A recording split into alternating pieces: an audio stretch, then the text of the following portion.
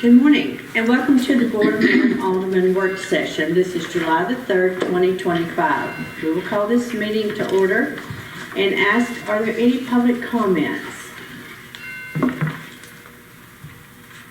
Seeing none, we will move on to the approval of the minutes. In your board package, you have a copy of the work session minutes for June 5th, 2025. Are there any corrections to these minutes? Seeing none, these minutes will be approved as presented.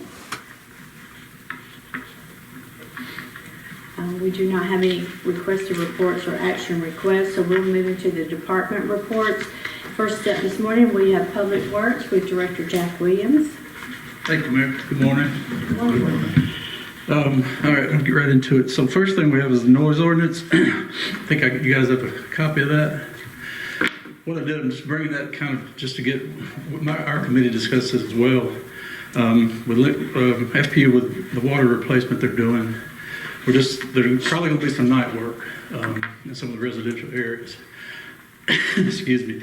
So according to the way I read it, and just want to make sure you guys are on board too, because we may get complaints if they work at night. It does have that exception number 2 that allows us to do some paving at night or whatever on the streets if needed. And they're probably going to have to. FPU has stated they'd let us know and give us a heads up or something like that's needed. But so, as we get into, say, 3rd Avenue, that's going to be where they're jumping to from on the square. So it's probably going to be a possibility. Mulberry Avenue. Yeah. So just want to make sure that you guys are seeing it the way I'm seeing it. My committee agreed.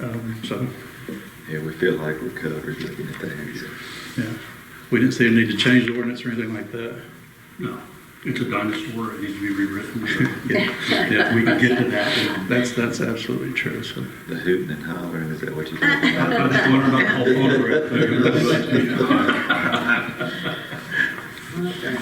program. okay. Even as I think Chief Bergman has expressed, safety concerns with if there's road blockages and things like that, to get access, some of the night work might be necessary. So I think we're fully covered there. But you guys will probably be the first ones to get called. So, okay. All right. I was going to ask too, with both police chief and fire chief, you don't see any problem with access in the homes if there is a problem? I mean, you At just... nighttime? Yes. No, ma'am. I think the nighttime is the better option, especially for Mulberry Avenue, because of how much traffic during the day that goes up and down that street. My biggest concern was it's not the only way, but it's one of our main ways to go out to our industrial park, Donaldson, and stuff like that. With being road construction during the daytime, that would hinder some of our response times. But the public, whether it's Mulberry or 3rd, the public would still be safe. If there was a fire, you can get to it, a police call or something like that, you still, okay. All right. As far as the paving update, so Lincoln Paving has the blanket bid with us, so that kicked in officially on July the 1st. So we met with them, met with Jeffrey Gross on paving the south side of the square and the east side, because those are our responsibility. So we are going to try to work with FPU on that. FPU guys, they're offered to pay half of the fee there for us. I talked with Jeffrey Gross. He's got a rough estimate for us for those 2 sections would be around $62,000. So I'm supposed to meet with Brett Dye. We meet Monday to discuss some of that, as well as some of the things, the patching and options and things like that they're going to work on. So as soon as they're done with this side of the square, we can try to get that lined up. Is that 62,000 split? Mhm. Or is that 62,000? That would be split. I like that. I've just got those numbers from Lincoln Paving now, but we'll discuss that with Brett on Monday when we meet with him. So I know that we set aside 400,000 for paving. Is that gonna come out of that 400,000, or did you already have it budgeted? It should, right, it should. And also, talked to Mr. Evans this morning, and the paving money we had in last year's budget, there was a little over 200,000, that we're able to carry that over into this year's. So that's gonna give us over 600,000 to do some paving with. And we can spend every bit of it. Right, I mean, yeah, this is just a split, 100K to do two sides of the square. Well, the 62,000 is the total to do both sides, and we would split that with FP. Oh, It's just so 31. Yeah. I thought you were saying the split. Okay, gotcha. Now that's the information I got from Lincoln Paving this morning. Okay. He gave me a rough estimate of around 62. He said there could be a little bit more in there because depending on how deep they have to go to do some, get some compaction material where they dug out the new lines. It could be a little additional charge, but not a great amount. So, Okay. And like I said, I haven't discussed these numbers with Brett Dow yet, but he is on board to split out the cost with us on just those two sections. That's probably the only time we're going to get this offer for the rest of for the project. But and then of course the city be responsible for the striping and all that. And we're working with Croy. They're supposed to work us up a total all parking and all for the whole square. They're working on something there for us that would help us with how to stripe it out, the handicap spots, where to place them. We're looking at loading zones and things like that.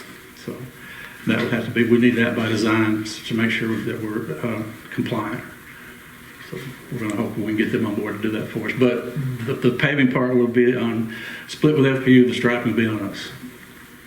The striping will come out of the paving fund as well. I think we can. That's how we've worked it before.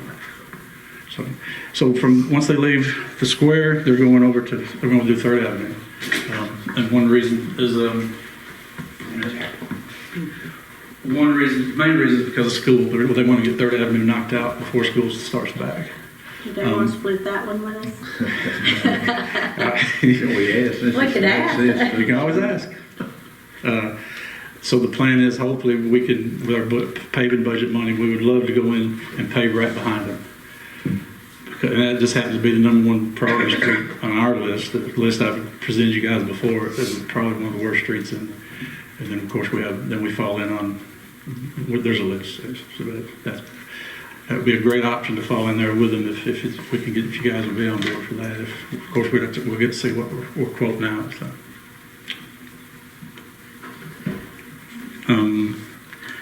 That's pretty much it on the paving part. That's where we're at. It's a lot. We are getting some calls on potholes around the city. I know it's terrible. We have done some patching.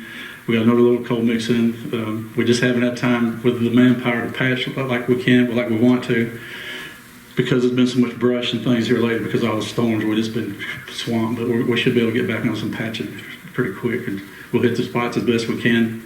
And that's the best we can do with it right now. So the spots that have been filled in where the water pipe have been put in, especially on the north side, is that something that they're going to go back in? On the north side, On the north side. They'll have to meet whatever requirements TDOT has there. They have to, according to TDOT's specs, they have to put it back as was. So I don't know what they'll do, how they'll address that. I know TDOT, there is a plan to pave the west side in 26 from TDOT.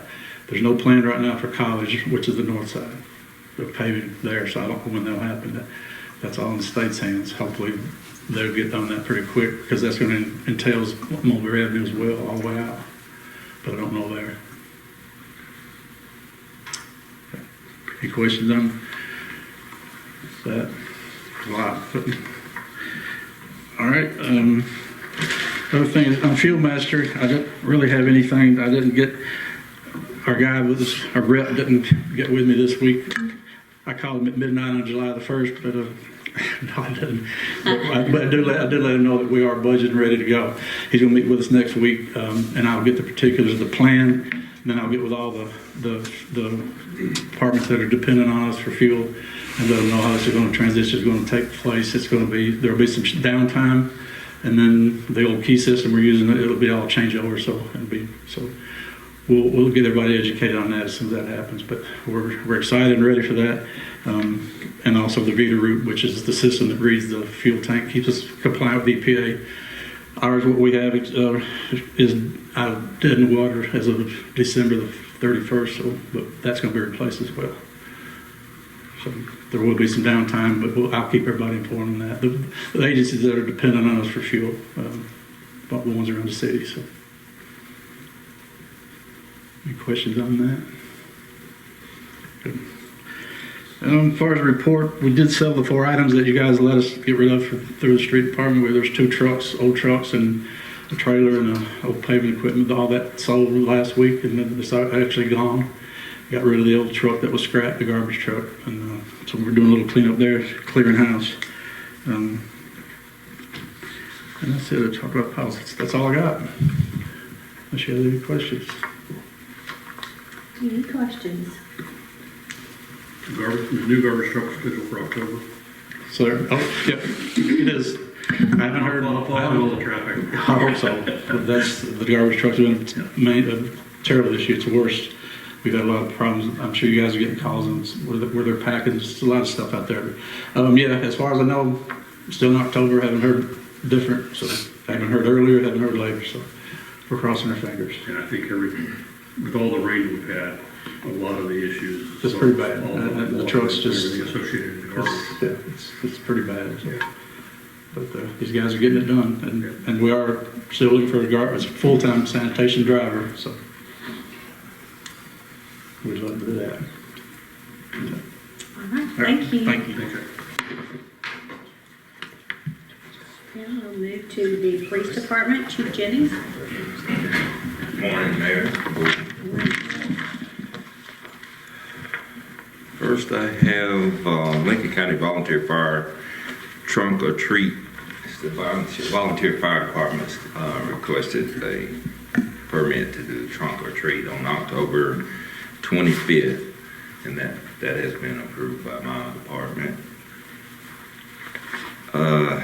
Next, I have a request to recognize some patrolmen and a firefighter. On June the 8th, officers Luis Salcedo, patrolman Jesus Jarquez, Austin Blazer, and firefighter Aaron Hurd responded to a call on Market Street, near the dead end of Market Street.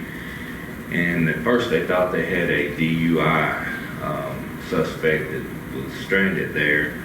And then after they thoroughly investigated, Mr. Jeremy Henderson was the subject in the vehicle, and he was having a medical emergency. And they called EMS and fire department and got him up there and got him assistance. What I'm most proud of is them recognizing he had a medical emergency. And family showed up on the scene and wanted to take his vehicle home, which Mr. Henderson lived at the dead end of Market Street. When they released the vehicle to the family, the vehicle would not start. And then realizing that financially wasn't the best practice for the family to have the vehicle towed, these officers and that fireman Hurd pushed this vehicle about 3 blocks to his house. And I think they deserve recognition for that, for going above and beyond to help this family in a time of need. So I'd like to recognize them.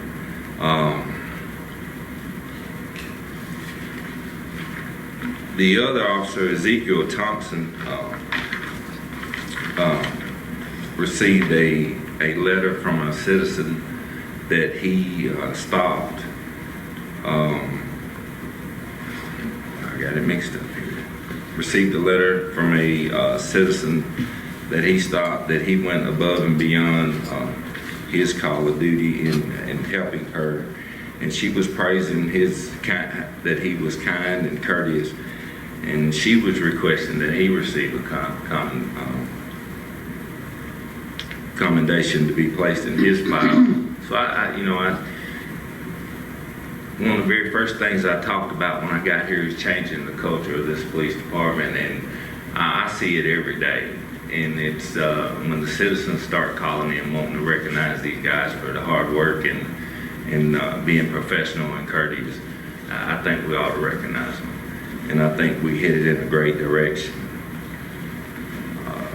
With that being said, the next item, we have a few officers that are going to need to administer the oath of office. And that's Officer Ezekiel Thompson, Austin Blazer, Luis Salcedo, Officer Scott McDaniel, and Officer Michael Cole. So if we could get that done. The next one will be a topic. The next thing I have is that on Friday, July the 4th, from 10 a.m. to 11 a.m., there's going to be a protest, a No Kings protest. Although there was no permit required, the ladies that requested, or they came by the police department and sat down with myself and command staff, and they planned a No Kings protest near the kids park out on Thornton Taylor. They will not be blocking the parking lot or access to the kids park, and it's going to be in the grass on the Highway 64 side. So they're not going to be in the roadway that do not require police presence, but we have come up with a contingency plan to be there, and we have notified the Sheriff's Department and the Highway Patrol in case something happens. In doing my research, these protests have been done in surrounding counties and without anything happening.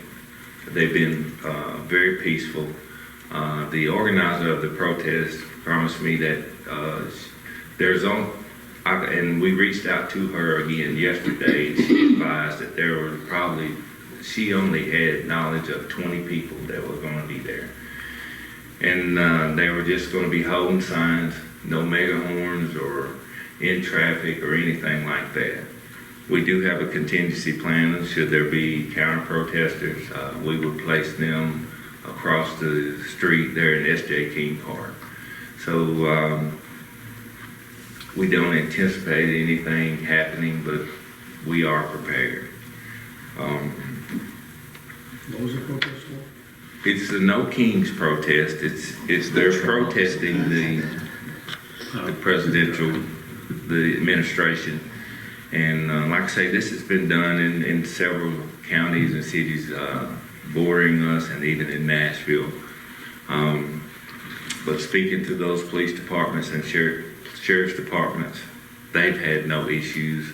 We don't expect any issues, but in the event something does happen, we will be prepared. And we do have assistance that we can call upon from the Sheriff's Department and Highway Patrol. So we have resources. We've reached out to them.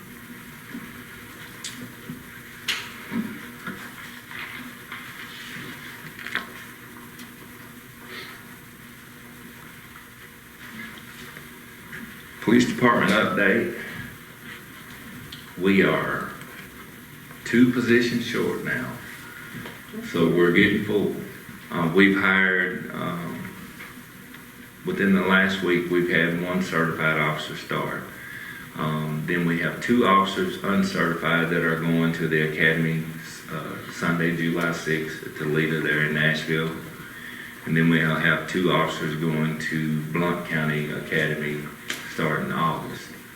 So that'll be 4 people gone. The 2 positions, and we've had great response from our recruiting. Monday we will be interviewing, I think it's a total of 4 people, and at least one of those are certified officers that should come in and start right away should they be hired. So with the 2 positions short, we are getting manpower where we need to be and able to do our job efficiently. That's all I have.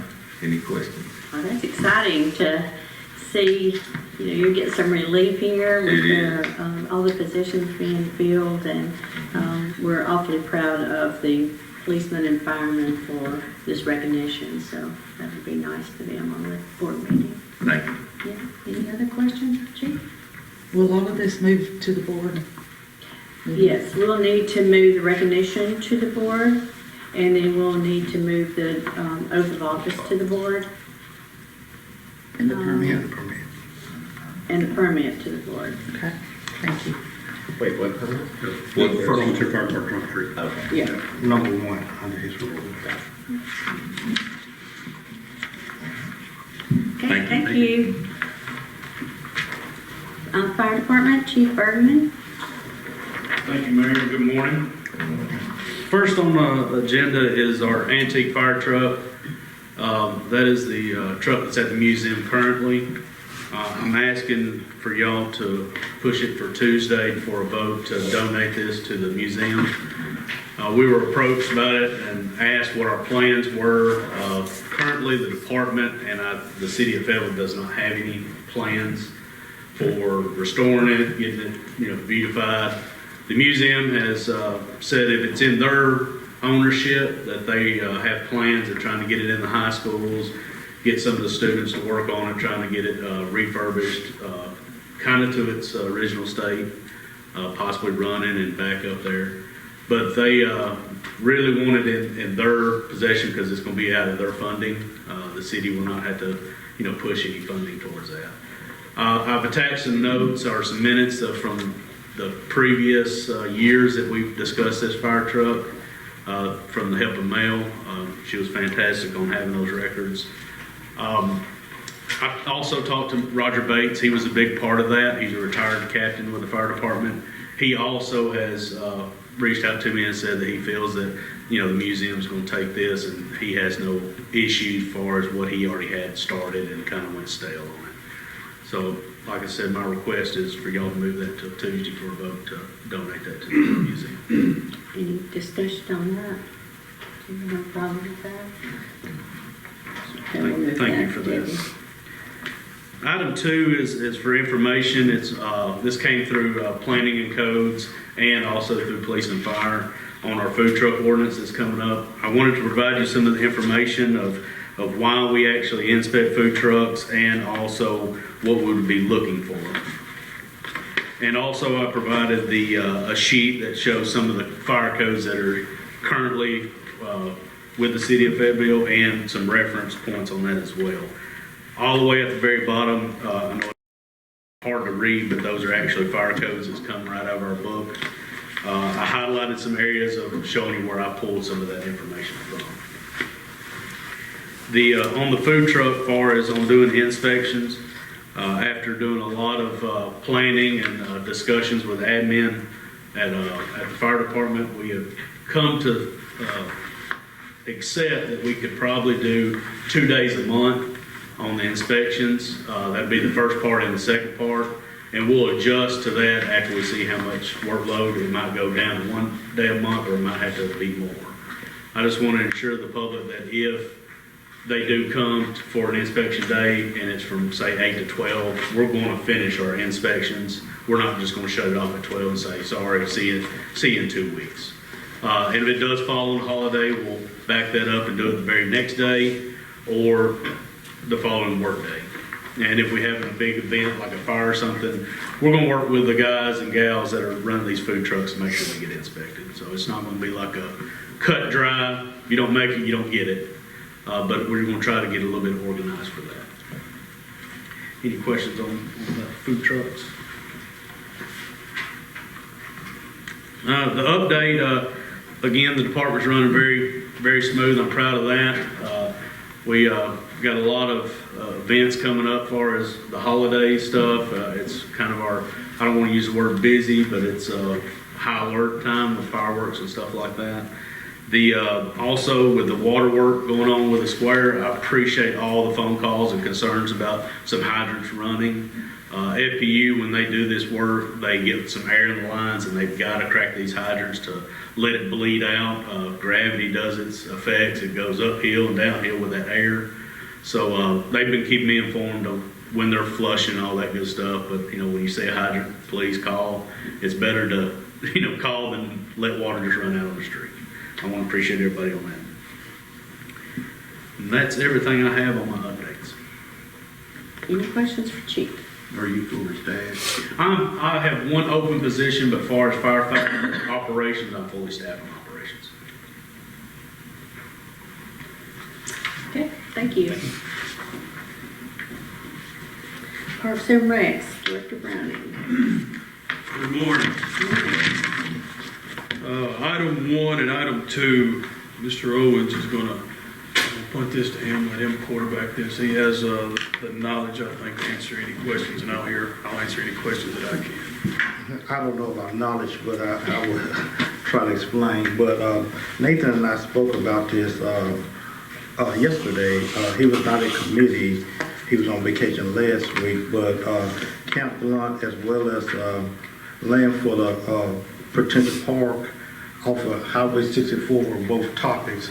With the Camp Blunt, I know that we had some board members, especially committee members, who had some questions about what happened to the Camp Blunt site, if ever everything go null and void. So our liaison was able to get us an extension. Initially, we were going to need to approve the agreement until July 31st, but she did give us an extension for 6 months to do so she could have an opportunity of someone.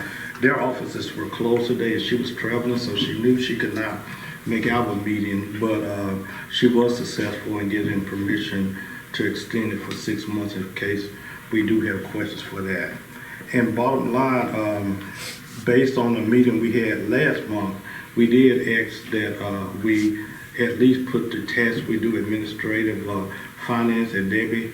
They perform a lot of services for Camp Blunt that are not included in the agreement, but we did make a request to the state that they put those in, and she's also looking into that as well.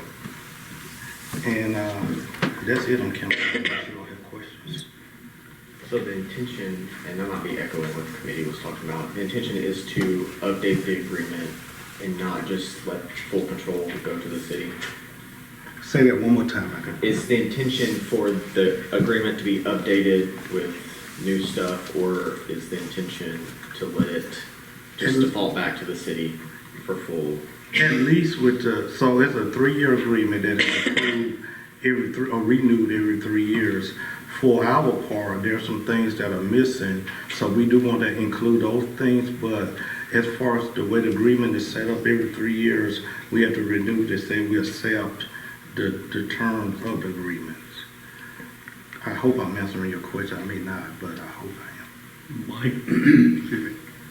My concerns were the way the agreement reads, that it's all one-sided.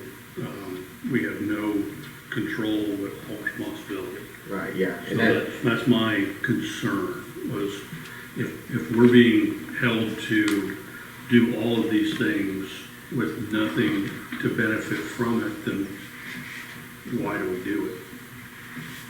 yeah, I would like to kind of understand, like, because it's a historical site, are they open for certain grants for it? Like, what's the point of the designation of this specific site? I'm sure there are benefits to it, but I just want to understand those a little more. Because if we're already doing everything, we just have to ask permission to do it. It seems like it should just be a city park at that point. And the intent was to do, as you just said, to have some grants and do so. However, it's been very little effort with that. We did have Mr. Wakefield in the office earlier this week, and he was making references for grants, but not many have been applied for at this point.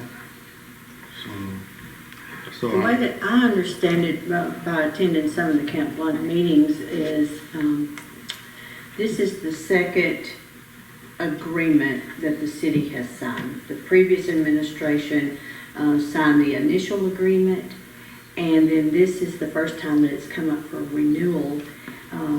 But the city has all the expense of the site, the bathrooms and the mowing. By the way, Parks and Recs, I was going through Hardee's to get a biscuit the other day, and the mowing looks great. I don't know if Jack's guys did that part, Both whatever, departments but are everything doing it. looks really good. But thankfully, we have the Camp Blunt Association because that is the group that organizes the events there. They are in constant communication with Nina Skull, who is the director for the state over these historical sites. And so we have to go through her, or they have to go through her. My question would be, and we know how volunteers, people get tired and a lot of new people don't want to come on. What happens if the Camp Blunt Association says, we're not going to be able to do this anymore, we're down to 1 member or 2 members or whatever, we're tired? Then what happens? Because it's my understanding that is the group that applies for the grants. The city does not. Not to say we can't, but we don't because they work on the buildings and things like that. So that's kind of my concern. If that group goes away, it's going to be all on our backs. So at least right now we're sharing a little bit of the thing. I mean, we're proud to have it here in Fayetteville as a historic site. And hopefully it grows to be a better attraction. But, we still got to look at our responsibilities. Yeah, we're still footing the bill, even out of tourism, we were footing the advertising, it's only 65. So, I just want, I'm a believer in level playing fields, that if we're gonna be putting forward most of the expenditures or all the expenditures on it, and all the labor on it, then we ought to be able to have some kind of control over it. Right now, we don't. Right, and we don't even have a line item for Camp Blunt. It comes out of our general funds. If a light goes down, we replace the lights. If something happens, whether it be vandalism, it's taken out of our budget.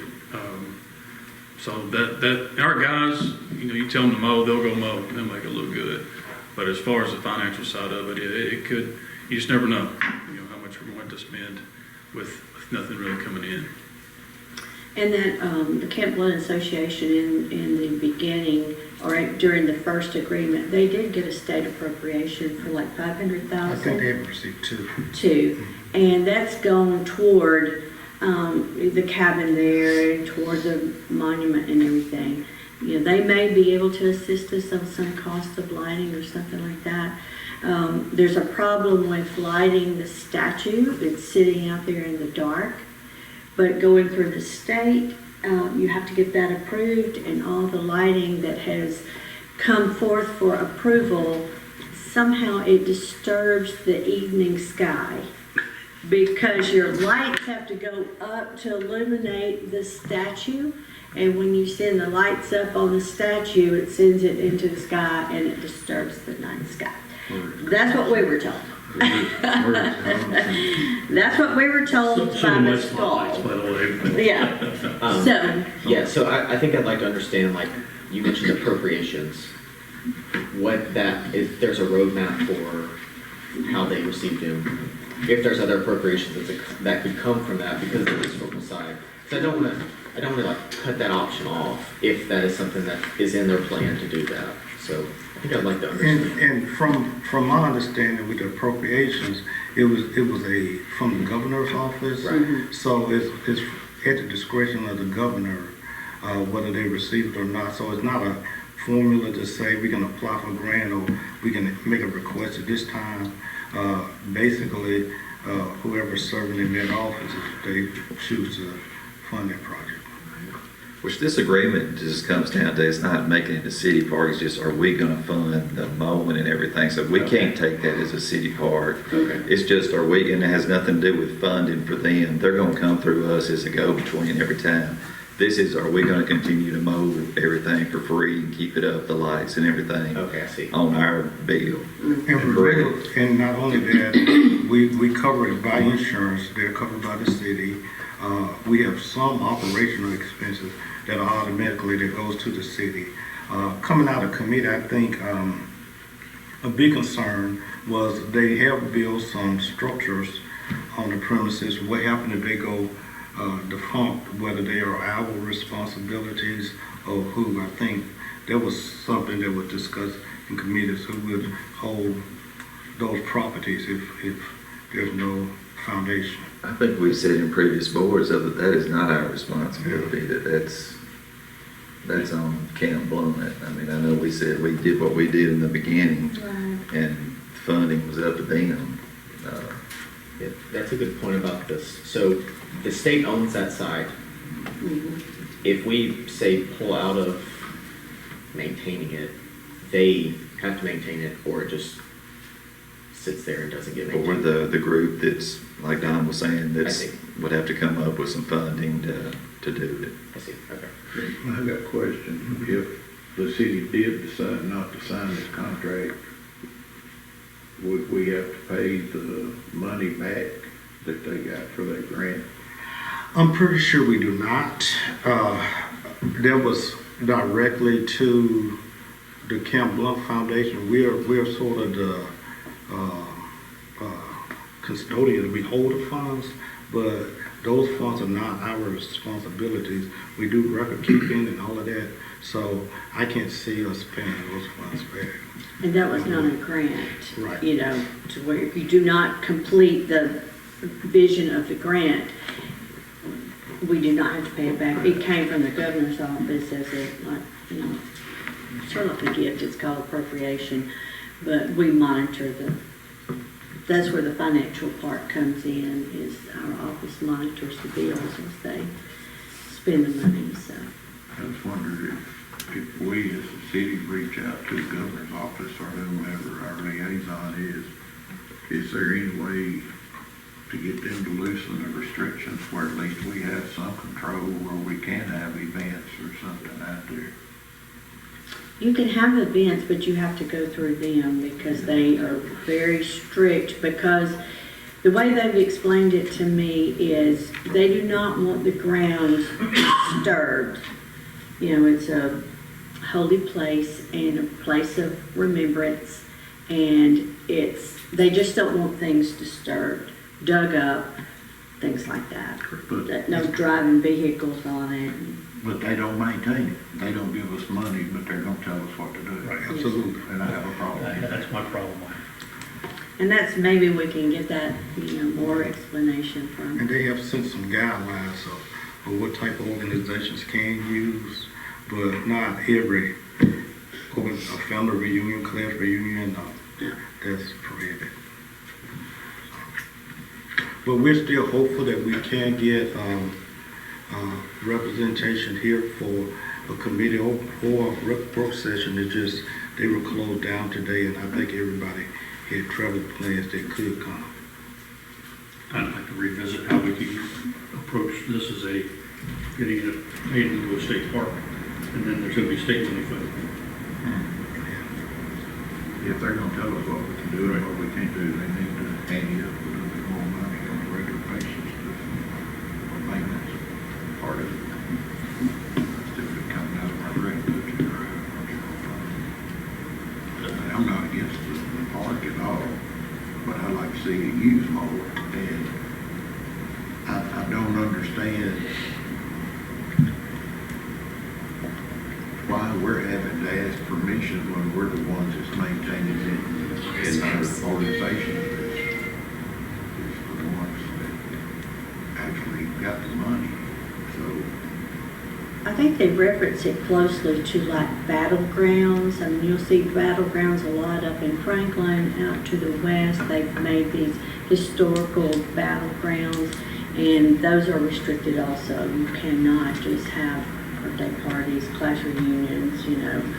It's more history, a learning thing is the kind of the way that I look at it. I'm not saying it's right or it's wrong. I'm just saying what they have explained to me.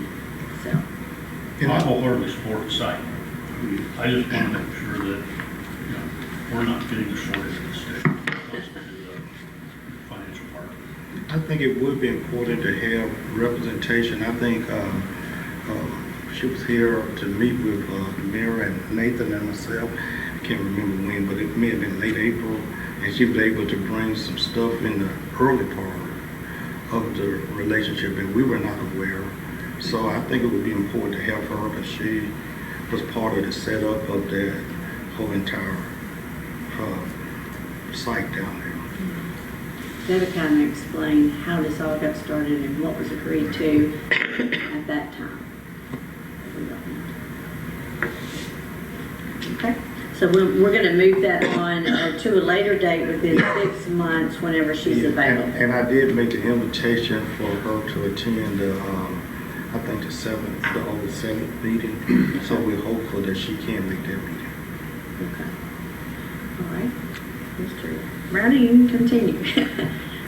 Number 2, That's still me? that's Okay. still you. I did. That's still So, we talked about the potential of the industrial development board donating land that is on Highway 64. We did not have Mrs. Elaine Middleton at that meeting, but she and I had a chance to speak on Monday. But she was unable to be here today based on a business commitment that they had, but she did give me information about the proposal for that land.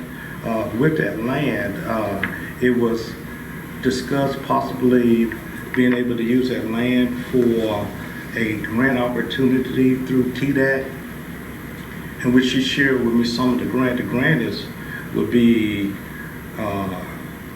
application would be due sometime at the end of the year, early next year, but part of the commitment would be that the land would be used as 50% match. There are a lot of outdoor activities that can be used if we decide to sell the land and go for the grant. They can be used for a lot of outdoor sporting things. So that was the intent with the land offer. As I said, we would have to apply for the grant. That would be late December, and the grant requirement would make us accept the land, of course, within a year of the grant being applied.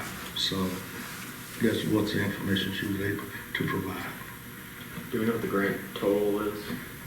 She did not know exactly, and they would have they generally advertise about the grant a few months ahead of time. So she said July, August would be the time that they may notice that the grant will come available. But she did not know the total value. Okay, and then potentially could we use the value of the land as the grant match? Yes. Okay. Yes, that was very clear. With the 50%, the land value could be the grant. Yes, sir. Okay. What is the land value? We did not know, or she was not able to provide that. She was only able to give me some information about the grant at the time. How many acres is that, Jacob? 140 was the first report, and she told me when I spoke with her last, 148. I know, because I asked because Shelbyville just signed on for a large soccer complex, and it was through a grant, and they essentially, their whole match was just the land value. Right. So if we could get that, something like that, where the land is just purely our match, we take ownership of it. Yeah. That would be great. Yeah, that was one thing she did say, that the land would be able to be used for 50%. Right. And that's the importance of the land. We used that on the soccer field with the land that was donated.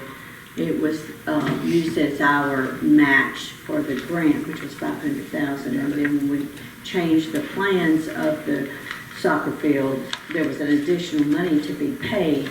But in the beginning, it was used, so those grants.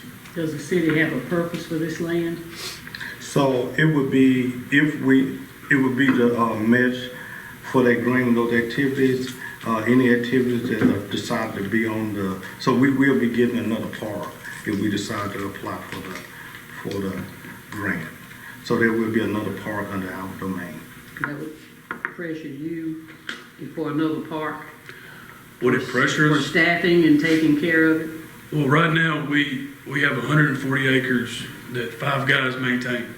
So you're adding another 140 Correct. if you took this? Yes, ma'am. Okay, that's a bit much. But Yes, at this ma'am. point, there's no care upkeep on the property because it's growing wild. Right. Not at this time, there wouldn't be. But if we did, eventually there would be maintenance Right. Well, and staff. For future. Additional Depending on time. what you do with it, yes, and then your leveling, clearing, and everything else will be associated with your development plan.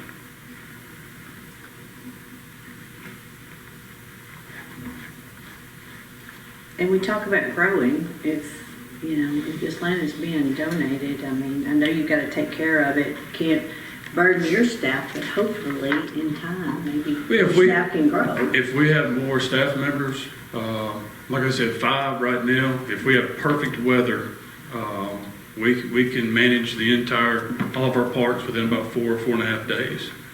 And that's with no rain. If we get 2 to 3 days of rain, then we're and so we're doing the best we can right now with 140 acres that we do maintain. So yeah, if the board decides to move forward with this, we would in the future probably need to look into adding more personnel. And, you know, you could use it too for maybe like walking trails. It doesn't have to be Sure. sod and grass, but it could be walking trails. Absolutely. Oh yeah, I don't think sod's gonna grow on that road. No, it's all rock up there, A so. lot of rock. But, you know, that's one of the things that Ms. Middleton was talking about. You have so much industry there.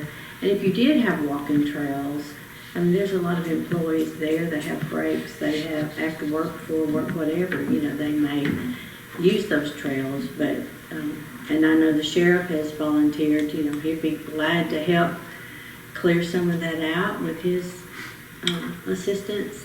So, I mean, it's something to think about, but. I'm all about walking trails and things like that. I'm more about something that generates revenue for the city. Exactly, exactly. My issue with it is just the fact that we've had a hard time maintaining what we already have. We weren't able to do all our capital projects this year that you wanted and probably needed. That's my concern. I'm with We're you. looking at grants for the next year. You know, we're not even talking about anything happening this year. So, But once it's ours, it's ours forever. right. But there's no upkeep on it right now. So we do, and I was looking at my notes, the grant will, as far as TDAC, it would come out of the Office of Outdoor Recreation. We do expect that the grant, the opening information to come in the month of July. So we may have a little more information about the grant itself within the next 30 days. So do we just want to kind of hold off and gather more information and come back? It's not anything that we have to do right now, right? Well, At least the Yeah. grant come out. I would like to see what it requires. And once the grant comes out, then we make a determination that we're going to have to vote on going forward, applying for the grant. So I think that's our next step. It'll need to be in our possession before we can apply. Yeah. And she said at least a A year year. from applying. And I haven't seen the land. Is there any road? Is there any lighting? Is there anything on the land? No, ma'am. It's rock. It's rock. You can't I mean, you can't really tell anything about it right now. I have Miss Elaine, she gave me a schematic of it. It's on my wall now in the office. And we even had it drawn out. We could do this. This is 500 yards. This is 200 yards for potential.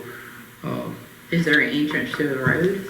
There is an entrance from both sides that would have to be, of course, cleared off. But there was, I think, maybe an existing way in, maybe with an ATV. How close is that land to Sarah Bird Posey's old house place? I can't give you the exact Okay. measurements. Pretty. I want to say could be 500 yards maybe, Okay. just roughly estimated. It's land that the IDB board, it's in the industrial park, and it's land that they had, and it is not buildable. So they would like to see something done with it since the city and the county, support them. And I guess it really always comes down to what will that be used for? If it's going to be 90% woods It'd be a trail. If it was cleared and we had to maintain 140 acres, of course, you've got polar opposites as far as it comes to additional personnel. I guess it would just depend on what the land would be used for to determine where we would go with staffing. One thing, Chief Brookman, he did take me out to see the land, and I'm sure if it's time, he may take somebody, but it was good to walk with Dave, who sort of knew a little bit about the land and understood about it, but we rode out there a few weeks ago, so anybody want to ride out there, he or Nathan or Bray may take them. I mean, I know you were talking about revenue, Mike. I just don't see on that kind of land how you're gonna get revenue. Surely not off a walking trail. I mean, it's gonna cost us money, so. I know they've offered this land to us in the past and we didn't want to deal with it for insurance purposes and everything else that would go with it, so. I'm not for it again. I don't have it useful with the land's not, in my opinion, not good. It's gonna take up, we'd have to have more people. We're struggling on revenue right now. I don't see the need in it, but. But for future planning, if we figure out that we can turn it into a skeet shooting range or something like that, that I built a plan for, then that's a revenue generation. And it also brings in long-term overnight people living, staying in hotels, and that increases our revenue. People returning in our restaurants, growth in our restaurant population as well. We've got to find something that's going to start generating that kind of visitation and that kind of revenue into the city. If not, we're going to remain stagnant like we are and happy. Would the industrial park want skeet shooting going on during the day? I don't see that. Not really their choice. A lot of people don't like the gun range where it is because it's disturbing to residents and things like that, but that's where it is, so. I don't know what else they would do with the land, so I would rather see this like in a strategic plan. I mean, if we're gonna talk about doing it 5 years down the road, seeing a plan, where the money would come from, how many employees would be needed, what equipment would be needed. Because, I mean, it's not like we want a time restraint to accept this land. What else are they going to do with it? They're just wanting to get rid of it. I think we are on the time constraint for the grant. I think that's the only time constraint. Well, there'll be grants down the road, but I think a good point, if we just see what is going to be required, all the land in by the grant, if the grant is going to be part of the reason we accept it or not accept it. But once that is advertised, they tell us whether we can generate revenue and the type of things we can put on it if we decide to go for it. All right, like if we're tied into this grant, say we get the grant at the beginning of next year and we have to do something, that's when we're going to have to start using employees and having more equipment. We don't have that. If you have the grant money to start a development, and you can develop in a phase approach, all your clearing, leveling, any construction, all the planning and everything else is going to be part of that grant in that development of the land, of that land. So there's not going to be there won't be one additional Parks and Rec employee required. And if we develop on that land, there will be a need for additional After the case in the phase development, if we get in, let's just say in the skeet shooting type thought process, if you have that, you're not going to have employees until the facility is pretty much almost done. And at that point, you're starting to generate revenue. But I know that Brad had talked about other locations to have extended disc golf. Is any of that land good for that? On the back side, I guess it'd be the northern side of the park, of that area, is already a clearing. The disc golf was a definite, I think, possibility. I think there's enough acreage there for something of that sort. But again, it doesn't bring in revenue. I mean, it's just, what that would be able to do is give us 2 disc golf courses that would be able to compete in more in larger tournaments for disc golf. So that is a possibility for that.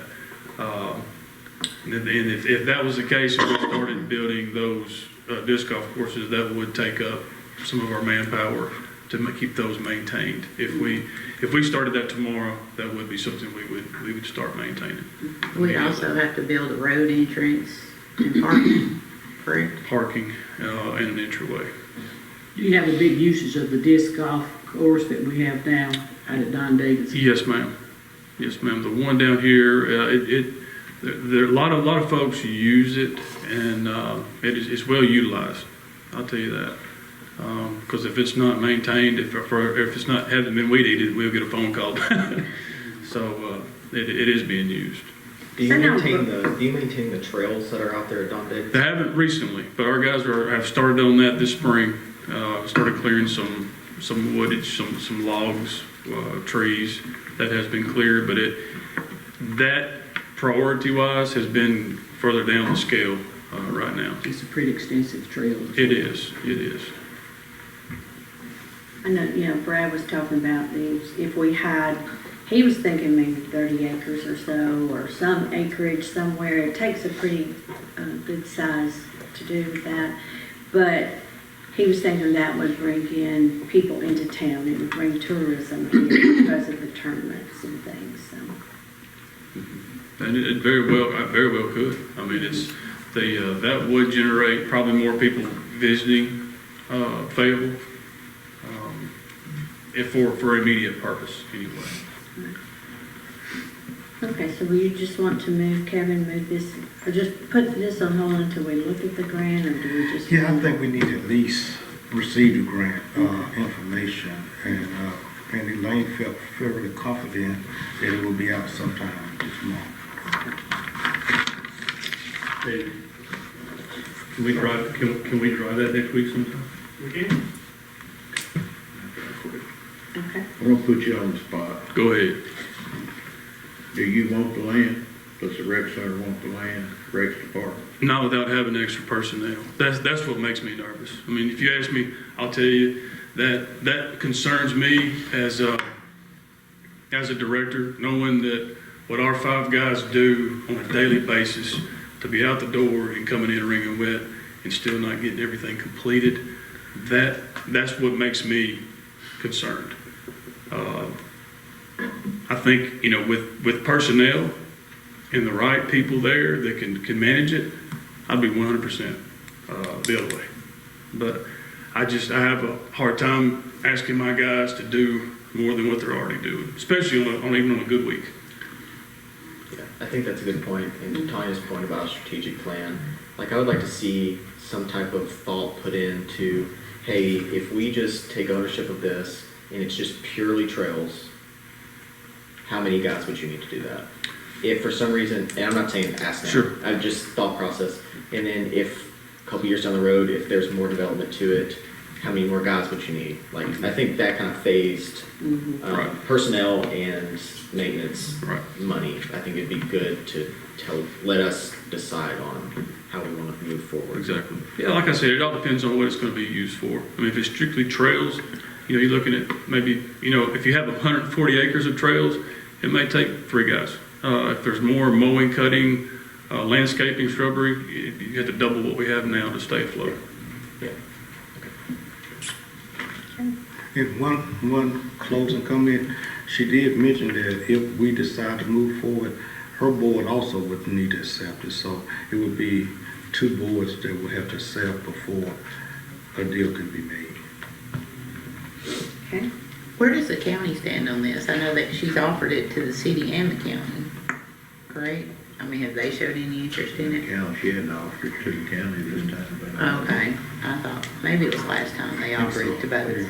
I think because it's in the city, but I don't know. Does the county maintain the Joey Glazer property? We don't. The county does though? We get calls about that in Wells Hill all the time. Right. I think that's enough.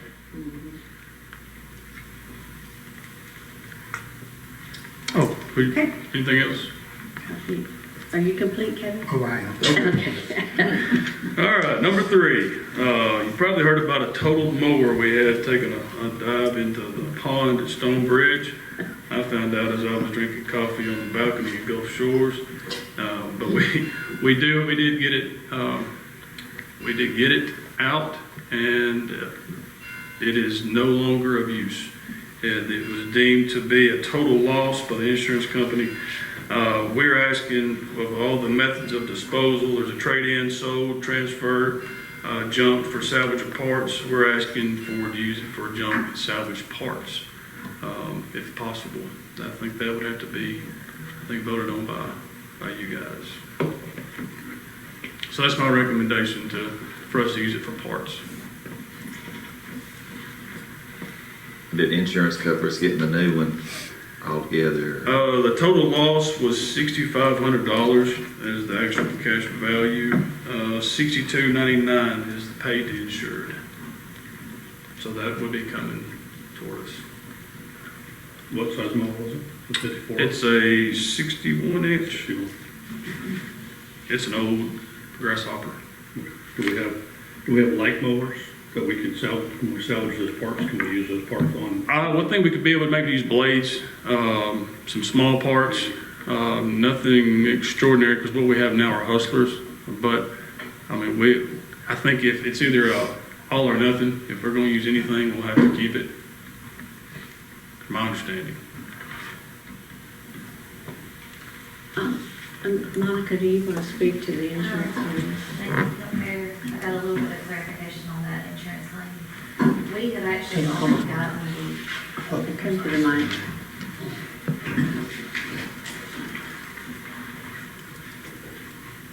we've actually already gotten the money from that insurance claim. The salvage amount was only $151, and that was going to be whether it was repaired or totaled out. They did end up totaling it out, so they've actually already sent us that money. We have already received it. And so now I think the board will just have to decide how to replace the mower.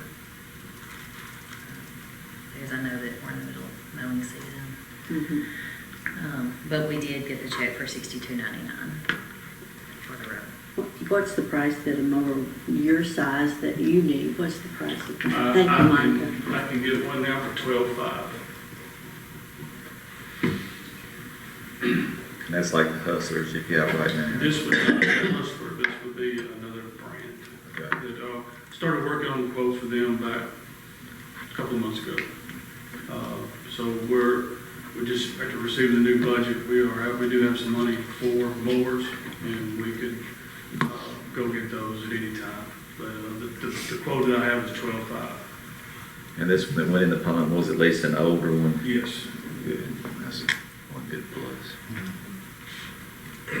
Was it a choice to go with a different brand because of price, or it seems like like parts would be an advantage to keeping all the same brand? Well, the price, yes. Also, the ones that we're looking at comes with a 5-year warranty, and it would be able to be here infallible. Perfect. Okay. Buying in. Correct. Shop local. Shop local. See where I was going with that? Yes, that works. So do we need to bring something forward to get the new one at the meeting coming up?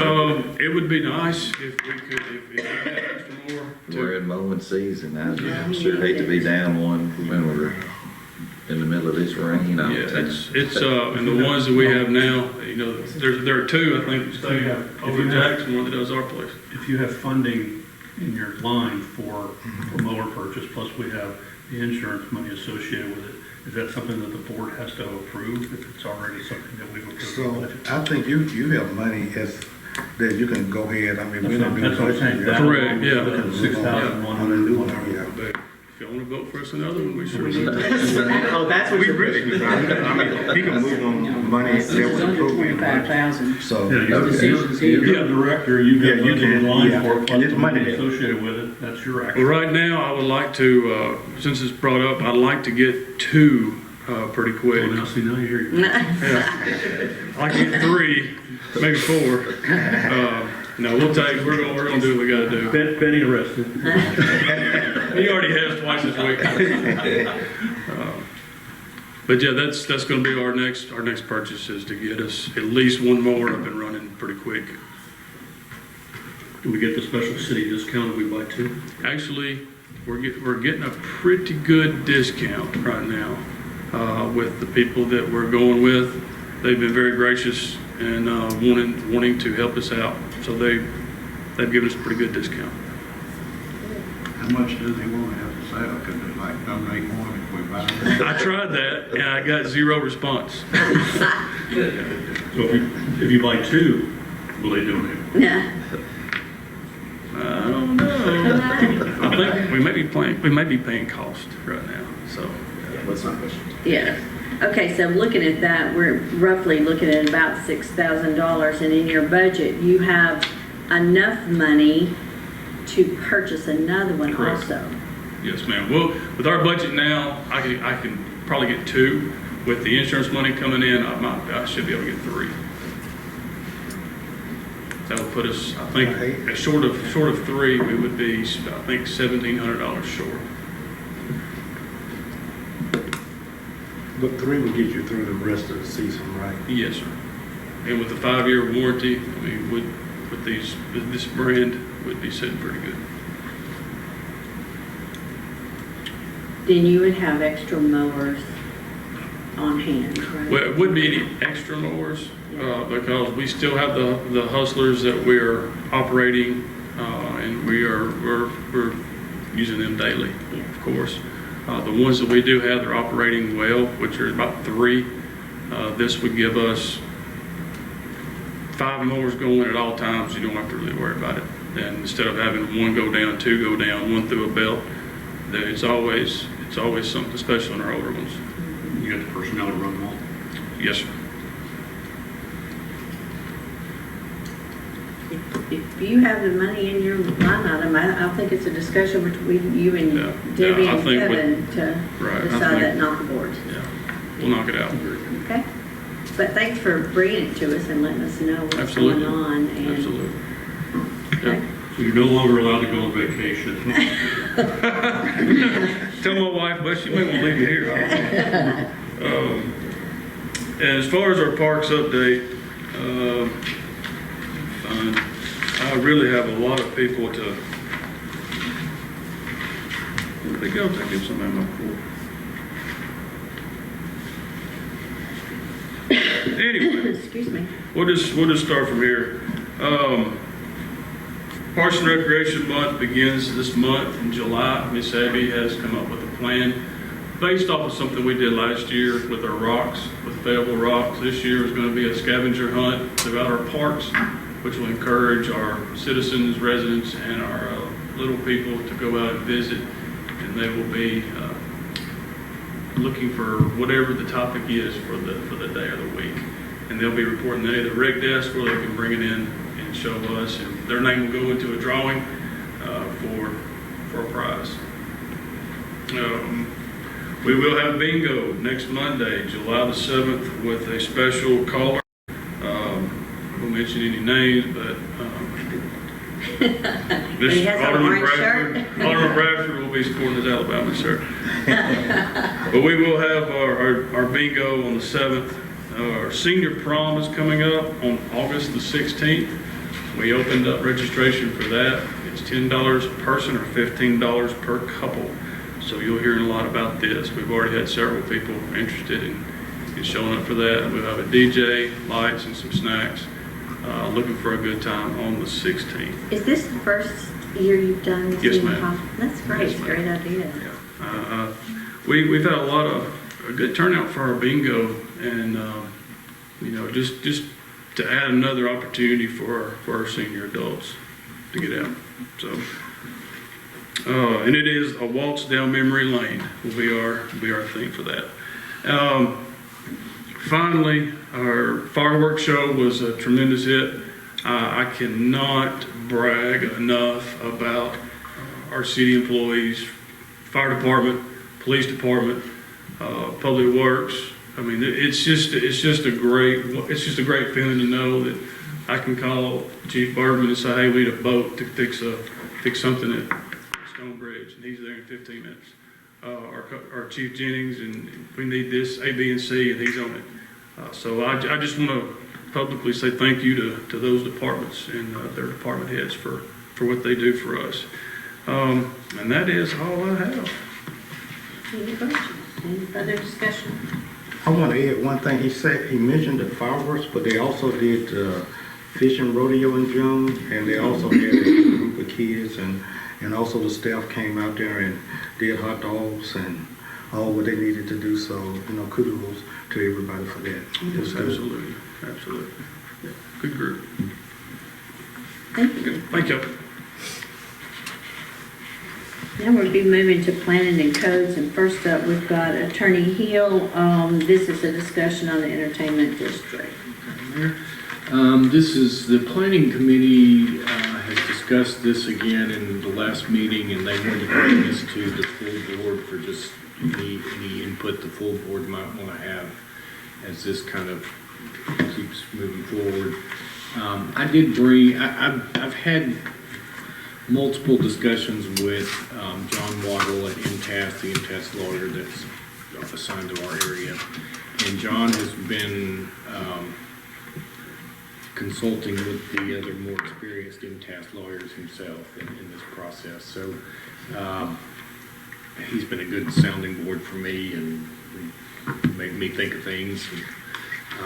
But he brought to my attention a few weeks ago that there's a state statute that regulates beer permit holders, and generally we think of beer regulation as being at the local level, but there is some degree of regulation at the state level. This particular statute limits permit holders, such as a restaurant particularly, from serving, that they have to serve in the building where the permit is issued, or in like a patio or a deck or a contiguous area. And we kind of discussed what constitutes a contiguous area, and he did think that, if we change some ordinances to allow, like some of the restaurants around the square, put tables immediately in front of their restaurants, for instance, that he felt like that would fall under the contiguous area part of that statute. So I did kind of float the idea at the planning committee that maybe we would want to consider just doing the contiguous area sidewalk tables as kind of a first step in this process, see if there was community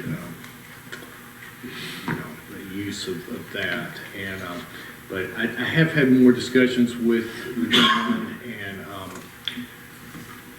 one thing that came out of that, there is the same statute actually allows on-premises permits and off-premises permits to be held by the same business, and I don't think we have anyone locally that has an on-premises and an off-premises, do we, Debbie? You said we do? Yes.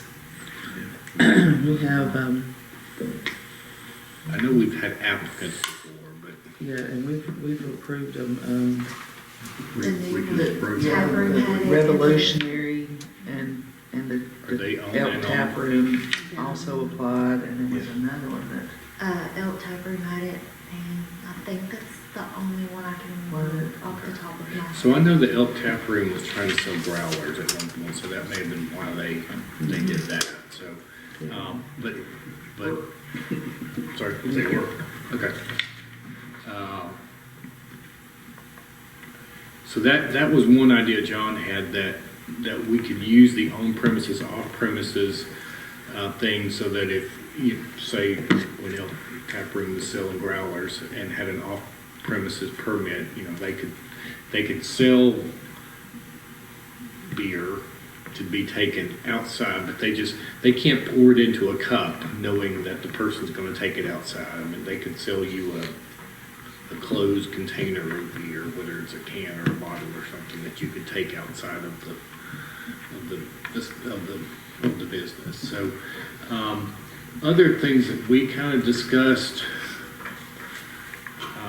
that the board might want to think about.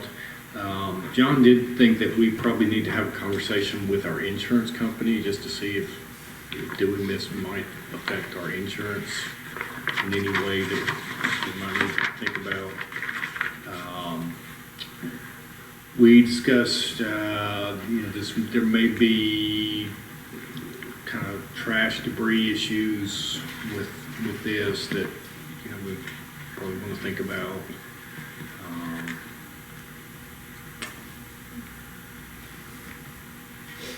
So that's basically what I have coming out of my latest discussions with him. So I think that said, I think the committee just kind of wants some input on the board as to where we want to go with this. This is the first time I've been in on discussion in the entertainment district. So what else does the entertainment district include? Just being able to drink outside the restaurant? Is that it? I think as the plan was initially, the initial concept was to create an area in the square, maybe some of the blocks immediately off the square. And there was some discussion about some of those, but I don't think there was a full decision about that. But I think the initial idea was, the initial concept was, a patron would be able to purchase a drink at a restaurant and take it outside and, maybe walk around the square or walk to another restaurant, for instance. How many tables could you realistically put out in front of, say one of the restaurants? With the sidewalks being the way they are now, like, can you realistically put tables out on the sidewalk? In some of the areas you can, because of the way the offset of the ball is, there is, like where you have the benches, you can put a table there too. The tables, I would say they have to meet ADA standards. And ADA does have a standard on tables, because we have talked to them about that. So, but yeah, they might just go outside and have a drink and converse on park bench or sitting on the wall. It's just that they can just get outside the restaurant, and that would flip the tables also. And, instead of people sitting there and drinking and taking up tables, or just sitting there and visiting, it's not necessarily, drinking, they could take a beer, go outside, and that would free up a table for the restaurants to, serve another meal. So. But what you're saying is that what they've recommended doing would just be to serve the table out in front of the rexrestaurant, so they wouldn't be able to walk around the square. It would just be. The restaurant, let's take the former tap room as an example. If they put a couple tables out immediately adjacent to the front of the restaurant, Okay. they would be able to conceivably serve meals or drinks, whatever, Right. on those tables. What the permit holder in that case, the restaurant, is not going to be permitted to do by state law, and it doesn't have anything to do with us, is they can't pour a beer into a plastic cup for the patron to leave the restaurant with. Okay, so they wouldn't be allowed to drink anywhere except for in front of the restaurant. Is that what it? They wouldn't be able to drink anywhere except right in front of that restaurant, correct? As far as the restaurant serving, Right, they wouldn't be able to serve anywhere else, but would people be allowed to take those drinks and go elsewhere? again, state law is going to prohibit the permit holder, which in that case is the restaurant, from serving a beer to be taken away from the restaurant. Okay. They could conceivably, sell you an unopened beer that you could take away from the restaurant. And if we changed ordinances to, create this area where the open container law would not be enforced. So people could bring their own alcohol from home? They could, or beer at least, yeah. Okay, yeah, I'm not Yeah, I don't think we would Support that. sign that you could bring outside beer. We can write in the ordinance or say that we would only have to be from a pre-approved on-off premises restaurant. And also, But they we can put it in their define- cup, so how would you know? we would define what premises are, right? Okay, so, and I know you raised that in email you sent me, and I'm not sure I was clear on your point on that, so. Yeah, so at the local level, we get to decide what premises are. Is that correct? Or am I reading that wrong? So when we sign off on the on-off premises of the beer approval, what's the definition of premises? Because at the local level, we decide by how our ordinances are set in code, by what we define as ordinances. And I think the general thought is that the ordinance is within the boundaries of the business that is there. But we can define premises differently. So you're saying premises could be Off premises could the mean, entertainment district? off premises could mean, in this certain area that we approve these permits, off premises could be the entertainment district. Well, if a business has an off-premises permit, they can sell to be taken away anywhere. I'm not sure that, if I'm following you, that we have to define an area that, I mean, the growler situation that Alderman Keenan was talking about, I mean, that, the point of that was to take it home with you, I think, so, and then by the same token, I mean, I guess if and what we're looking at, the way we're looking at it as, correct me if I'm wrong, as more of the way that Huntsville, because I was on the swear in Huntsville last night, that if you're waiting for your table at a restaurant, you can go into that facility, get a purple cup with beer, either stand outside and wait for your table to come out, you can go walk around the square, wait for your phone to go off to say that your table's ready or something like that. So, and I watched it happen about 30 times in front of the one restaurant that I was at, which is a revenue generation.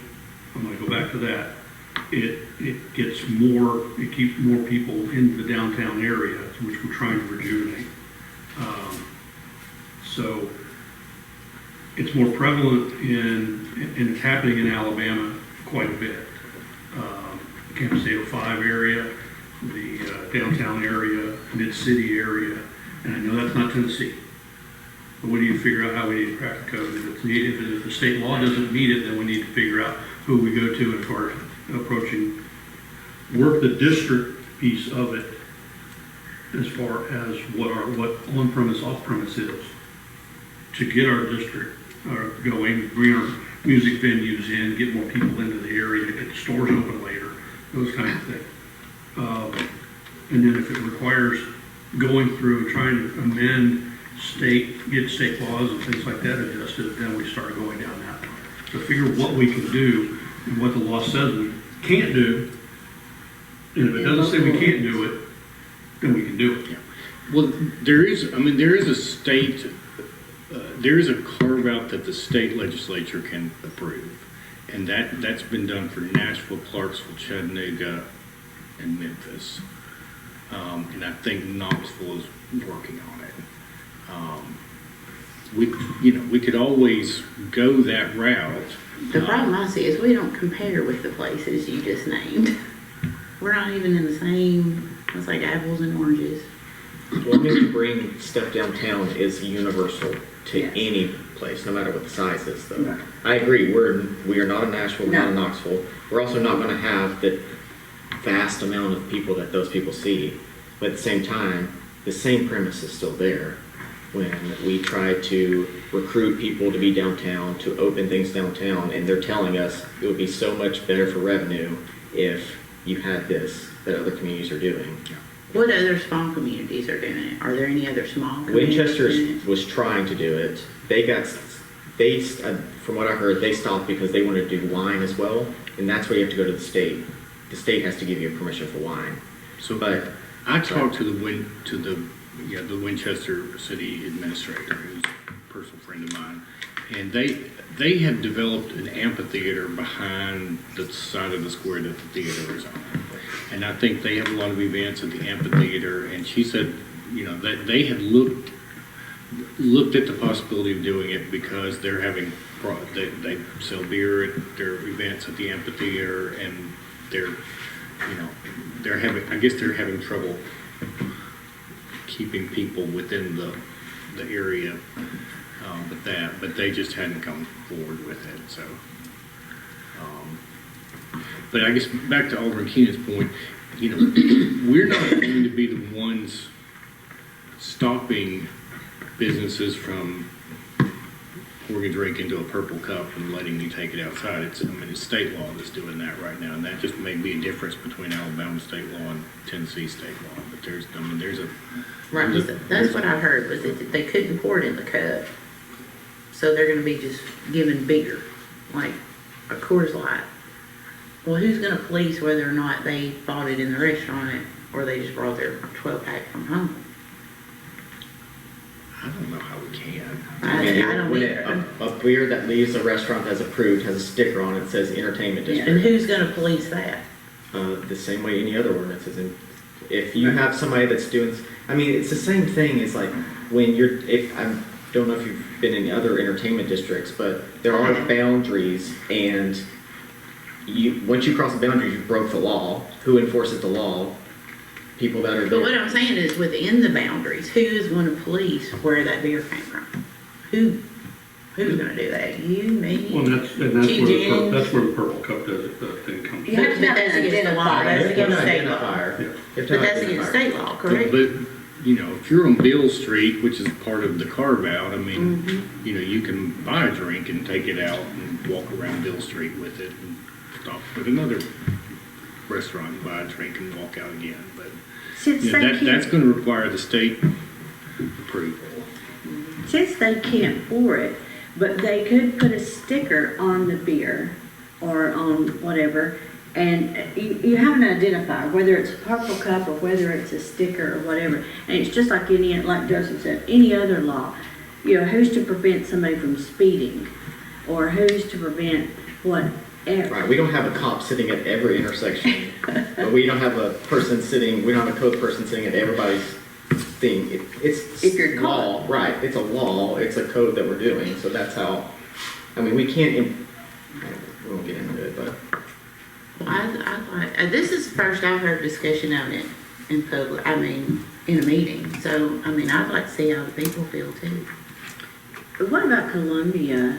Do you know of I Columbia? don't think Columbia's Pulaski? going for it, Shelbyville? I mean, as far as my discussion with the MTS lawyer and his discussion with the other MTS lawyers is concerned, I think we're doing something kind of novel here to try to create something without going to the state level for approval.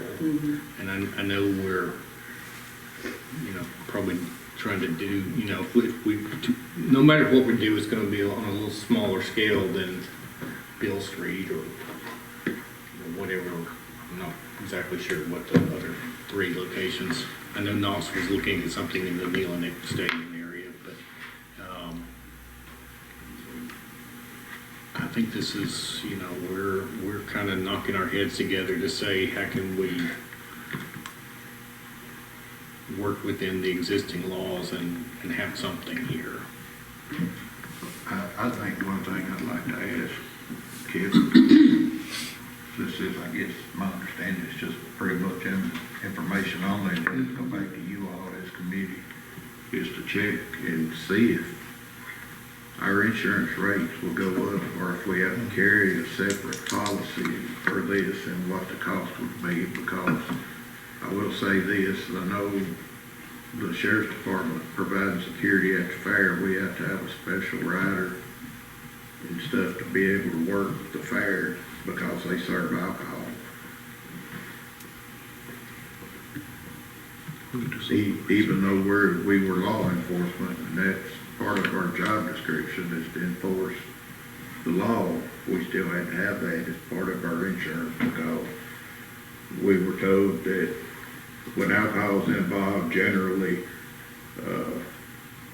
you know, most people are not thinking straight, so the chances of us having hurt somebody or getting hurt, therefore, you know, we have to have that extra insurance. We do some research, yes, sir. And as far as the trash debris, you're gonna have trash debris no matter. Last week, I got a garbage bag and I went from College and the west corner of the square. And I went straight down in front of the tap room. I went down in front of Carl Flagrant's. I went all the way down past the antique store there to Campbell Street. I gathered up one black garbage bag full of garbage. So you're gonna have it no matter what. Pulling weeds along the way, that included weeds and garbage. And the only reason I didn't do the south side because the Mexican restaurant had a super big crowd for trivia, so I didn't want to disturb them, but you know, you're gonna have it. And you don't want to have to go in front of the barber shop because you'll fill a bag right there. Right, exactly, let's see right back. So, you know, you're gonna have debris, so I don't see debris being a problem, and if you have garbage containers, most people are respectful and will whatever in the garbage cans, but not always. The same people that throw, like I said, are gonna drop cups on the ground are the same people that throw cups and beer bottles and beer cans out their pickup truck when they're driving down that street, so. Some people do it, some people don't. Right. Okay, so it's cast back to Kevin and I guess back to the committee and do a little bit more discussion and information gathering.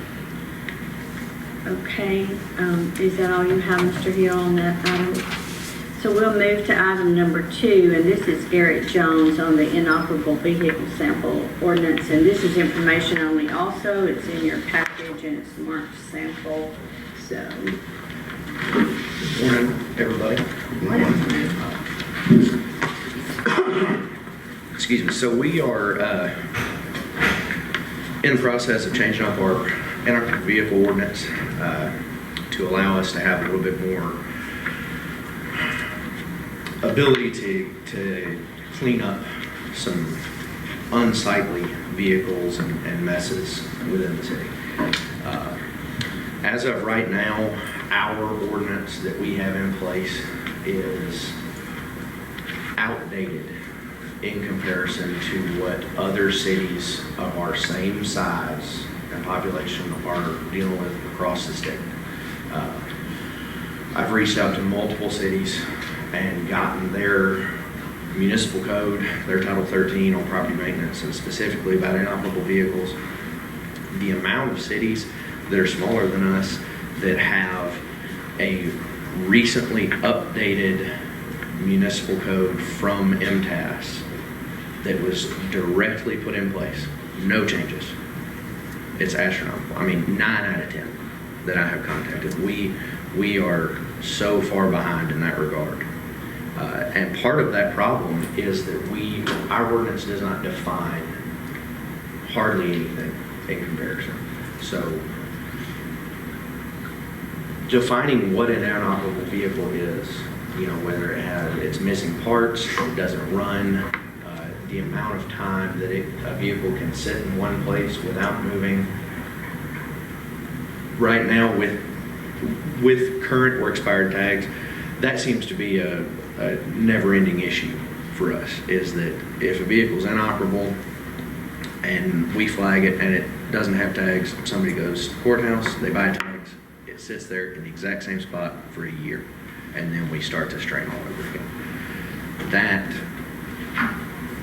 it's a slap in the face, if nothing else.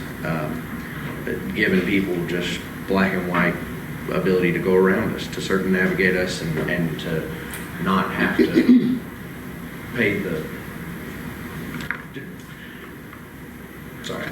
not have to fulfill their consequences of their actions. So the ordinance that I pulled is from Estill Springs, Tennessee. So That is what MTS has been given cities when they ask for an update on their inoperable vehicle ordinance. If anybody doesn't have a copy of it, I have a copy to give out. I know that this is information only, and I would love to get an ordinance in place, which from what I've seen, we can pretty much copy and paste. That being said, if there are things in here that we want specifically to be different than other cities, like Alderman Faulkner had reached out to me about changing our fine structure, you know, to make it to where that once we go on the court with somebody and if a fine is issued, instead of waiting 10 days for them to relapse, it's, okay, you have been told to move this, and if you don't, you're gonna be fined, and now it's $50 every single day. I mean, in no time, people are gonna be, why would you pay a $6,000 fine on a $1,500 vehicle? So our goal is not necessarily, I mean, I am about revenue for the city, but our goal is not to make money, at least in my eyes. No, I don't see this as a revenue exactly. venture, but I do see it as a cleaning up the city and some of the blight areas that need to be taken care of. I mean, every dollar that we get will help, yes, but the primary problem is it doesn't matter if we have $1 billion, if our city looks like crap, nobody's gonna like it, excuse my language, but you know, nobody's gonna like it. So we want to be able to clean these things up and make Fayetteville attractive for people to come in. And that would, it's gonna be a snowfall, not an avalanche. Is this the ordinance that you are recommending, or are you asking the board to take this ordinance, read it, if you have any, you want to see any changes, maybe note them, get them back to Kevin? Absolutely. But this is the one that you would recommend? Yes, Okay. if we were to take one and just copy and paste, this would be it. What changes would you make to this?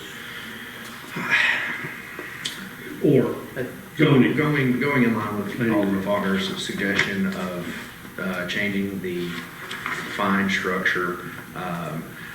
Attorney Hill made a suggestion to change the restoration policy from 60 days to 10 or 15 days. Or not a restoration policy, the inoperable vehicle sitting in one place. So that's not being parked inside a garage, and that's not even touching the tarps. Just a vehicle sitting in one place considered inoperable. I've got one in my neighborhood, has sat on the street for 2 years, not moved. Yeah. And 90%. It's on the street. Yeah, 90% of the ones around town on the street, you know, once we say something, they get tagged, or there's one issue where they move it 20 yards across the street and 20 yards down the road. So another issue is that once we are on private property, and I know we had a short discussion about, you know, the state is changing things with that. So I'm hesitant to do anything there because I want to see what the state does. But from the information that I have seen from MTS, it does specifically state that our municipal court has the authority to remove vehicles from a private property once it has been brought to court. That is the discretion of the judge. We don't have that right now. Our from past. The converse of that, or how you solve that, is the continue.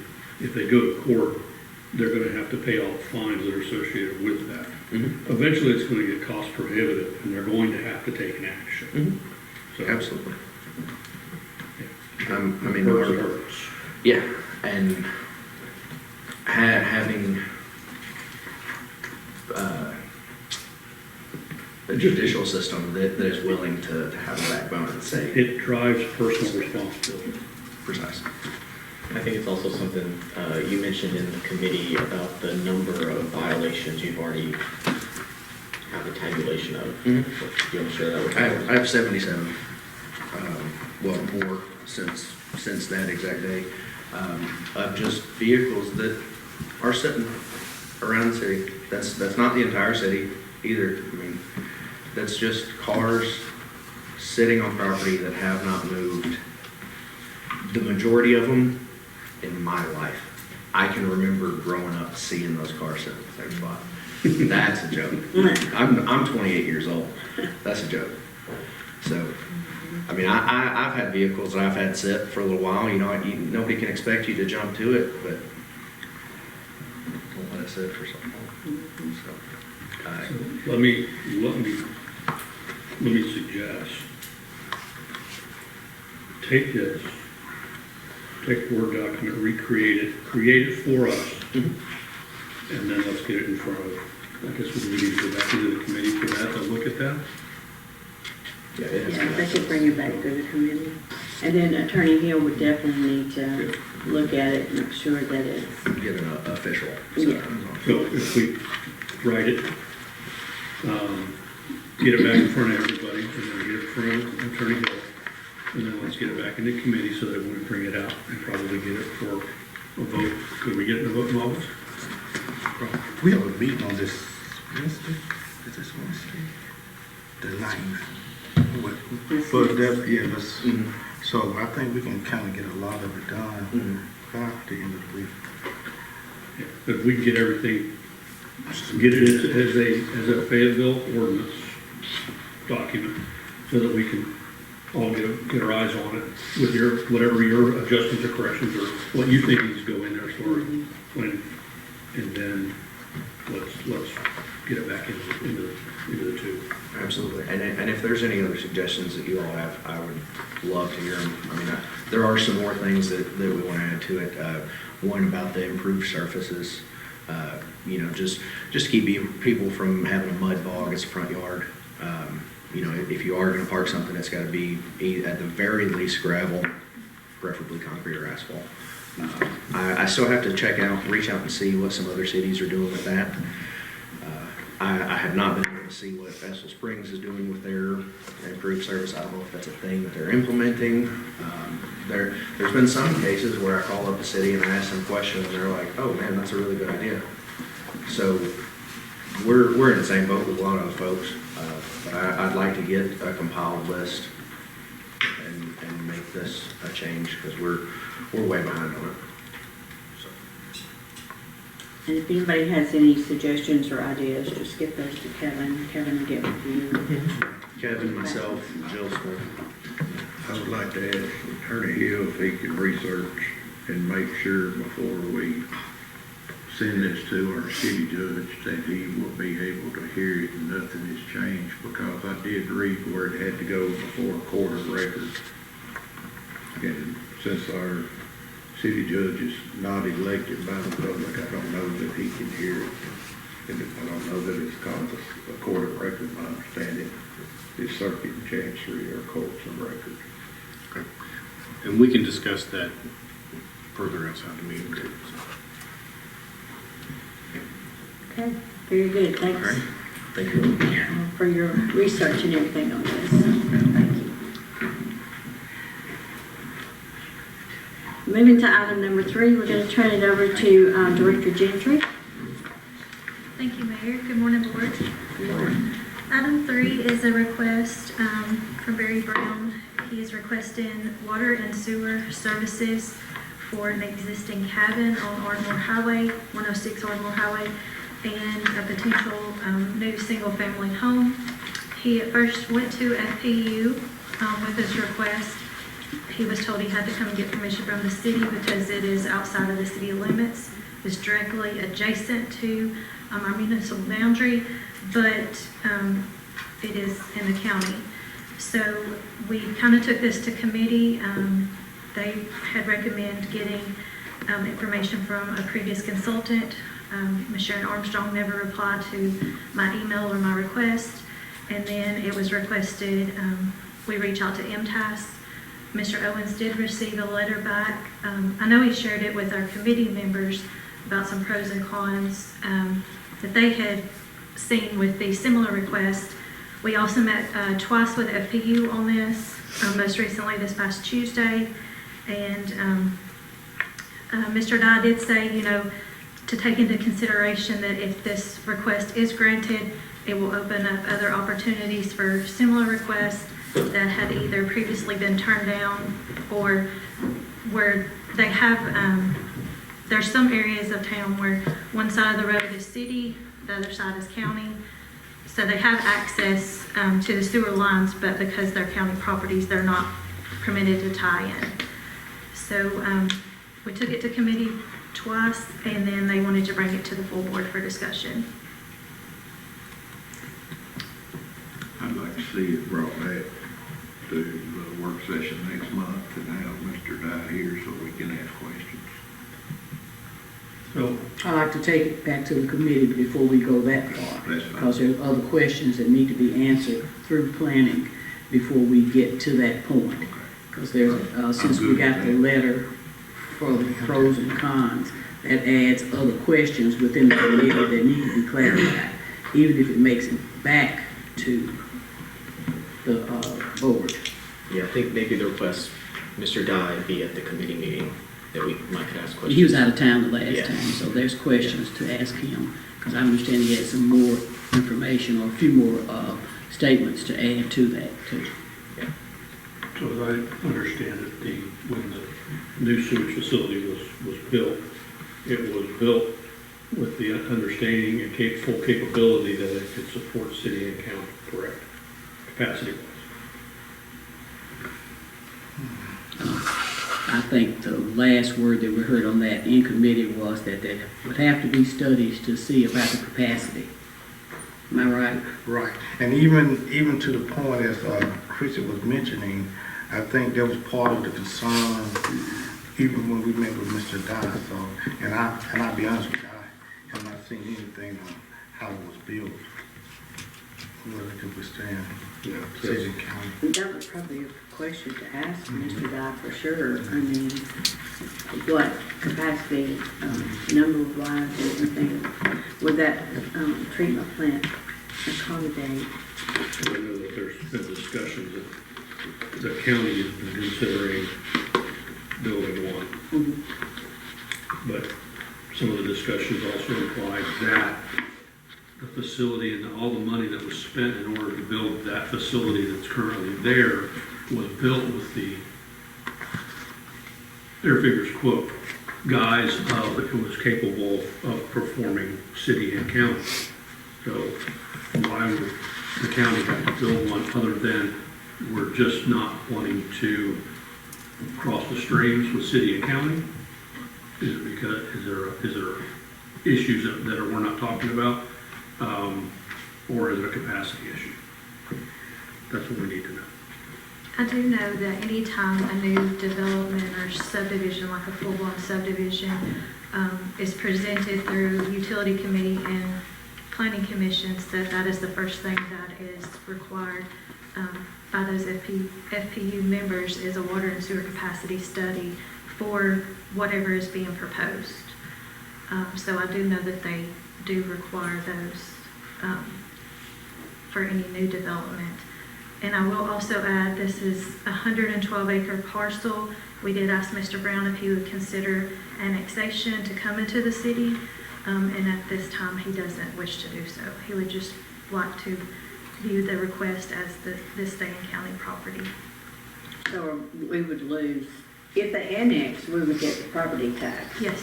If they don't annex.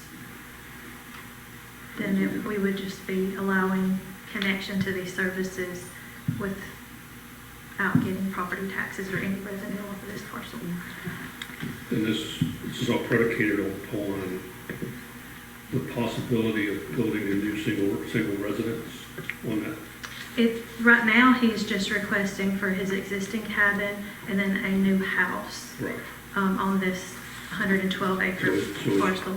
So his choice is septic, that he's gonna have to have somebody come in and do for connection to the city. He said, from my understanding, he said he would pay for the construction. Yes. If we would allow him to tie onto the city line. But once he gets it, and it's on his property, and it's not in the city, Construction of the line itself, then we don't have any say-so if he decides to build any kind of development, and I think that's where FPU question come in as to whether or not they could handle it or what they could handle. So that's the reason I really wanted to ask Brett those questions. And Mr. Dye did say, I'm sorry, I didn't interrupt. I'd really be surprised that we're your capacity. Right. He did also say that if a request is granted by this board, it still has to go before his board for approval as well.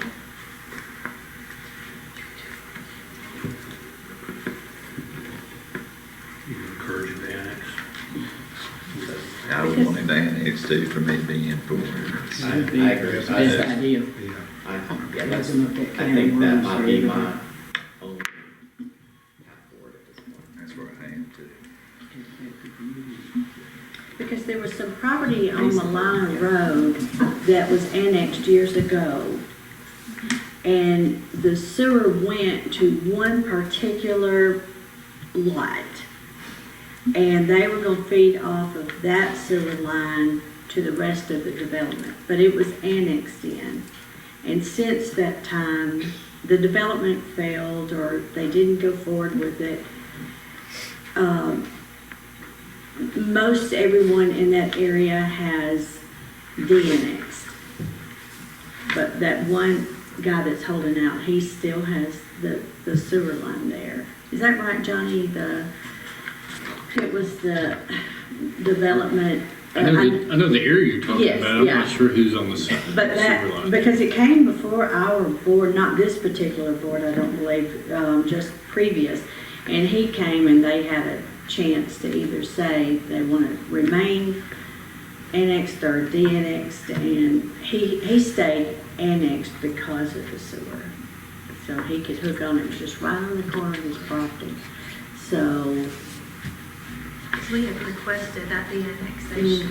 right, exactly. Yes, it was that large tract right past O'Ball's right there. Yes, and he was the only guy that said, I'll stay, everybody else decided to go. Yes, ma'am. Okay, I thought I remembered that right, but, so at this point is, the board is, Basically, it was information for input, so you could hear what was happening and comment. So he's going to come back Do you to want to go committee. back to committee? Do you want to request Mr. Dye committee or a work session? but if most of the people. You know, we're mostly saying it's gotta be annexed, Yeah. if that's it, then it doesn't really It need doesn't to. really need to, that's what my I'm for question is. annexing. I am too. Requiring an So annexation. if we, let's put this out. So if we were to annex the property, then we don't need a study or anything from Red Eye, we just have to do it. Well, when he goes through annexation, he would have to do the study. Well, depending on what type of development he's choosing to do, but right now, he's just requesting for two tie-ins. And annexation can only happen in this situation if the property owner asks us to Yes. annex. Yeah, that's what I mean, is he would have Typically, to. when that's done, FPU does do a study to make sure that it can provide services. So it's part of the process to deciding whether to agree to the annexation request. I guess the way to say it, I'm not for it unless it is annexed, is whatever I am. Yeah, and I think we can either decide that now or take it back to committee, and the decision's still there though, but I'm for whatever. What do you recommend, Johnny? Just Moving it back to committee or just even here? take it back to committee, or just it end here and Director Gentry contact him? Or? Sounds like there's Consensus. almost a consensus to not allow this unless the property comes into the city. Correct. If that's the Yes. case, I'm not sure what the point is in the committee is. Okay. So if you just want to contact Mr. Brown? Does FPU want us to vote on that? Do you have a sense of? And I will say this for one thing, the ordinance that pertains to how a property owner connects to the sewer does not have any provision in it about obtaining city permission. I mean, it's all about going to FPU and FPU deciding if they can provide the service or not. And so, Majority of the answer, FPU is going to say no because it's in county. but at least in this particular instance, FPU seems to want the city to weigh in here, so.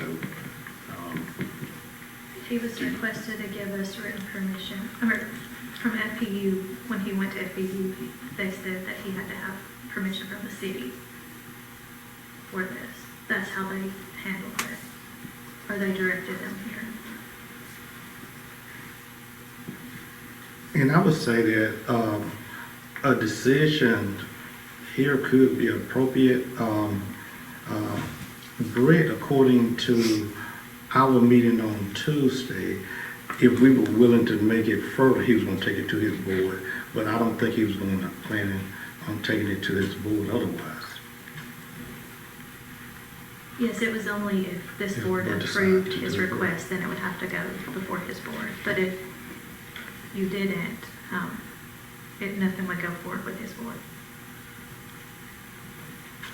Kevin, do you anticipate that Mr. Dye wants this board to officially vote one way or the other, or you think he'd be satisfied? We can ask, but I left the meeting thinking he was okay with whatever decision we made. It's just that if we made an affirmative decision, he was going to have to take it to his board. If we just informally decide, based on the discussion this morning, that seems like the majority of the board would prefer to have the property annexed in and not actually take it to a vote. I don't know, but it seems like to me maybe it's backwards. Mike, you're on that board. I would think his board would make a recommendation. If they want our input, I think that they would make a recommendation to us as the board. I wasn't at the last meeting, but I don't know if anything was before on that. Were you there? No, I was there. Nothing on this property came up about that, but I think he has the authority. Is that what you said, Johnny, to?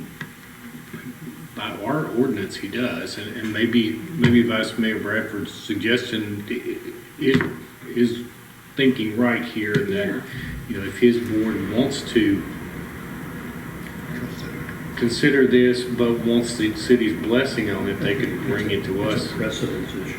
Yeah. It's a precedence issue. Because then you open up, I don't think, he doesn't want to get faced with all the other, across the street, city versus county, everybody coming in going, now, well, they did that, now I want. He wants that decision taking place somewhere else.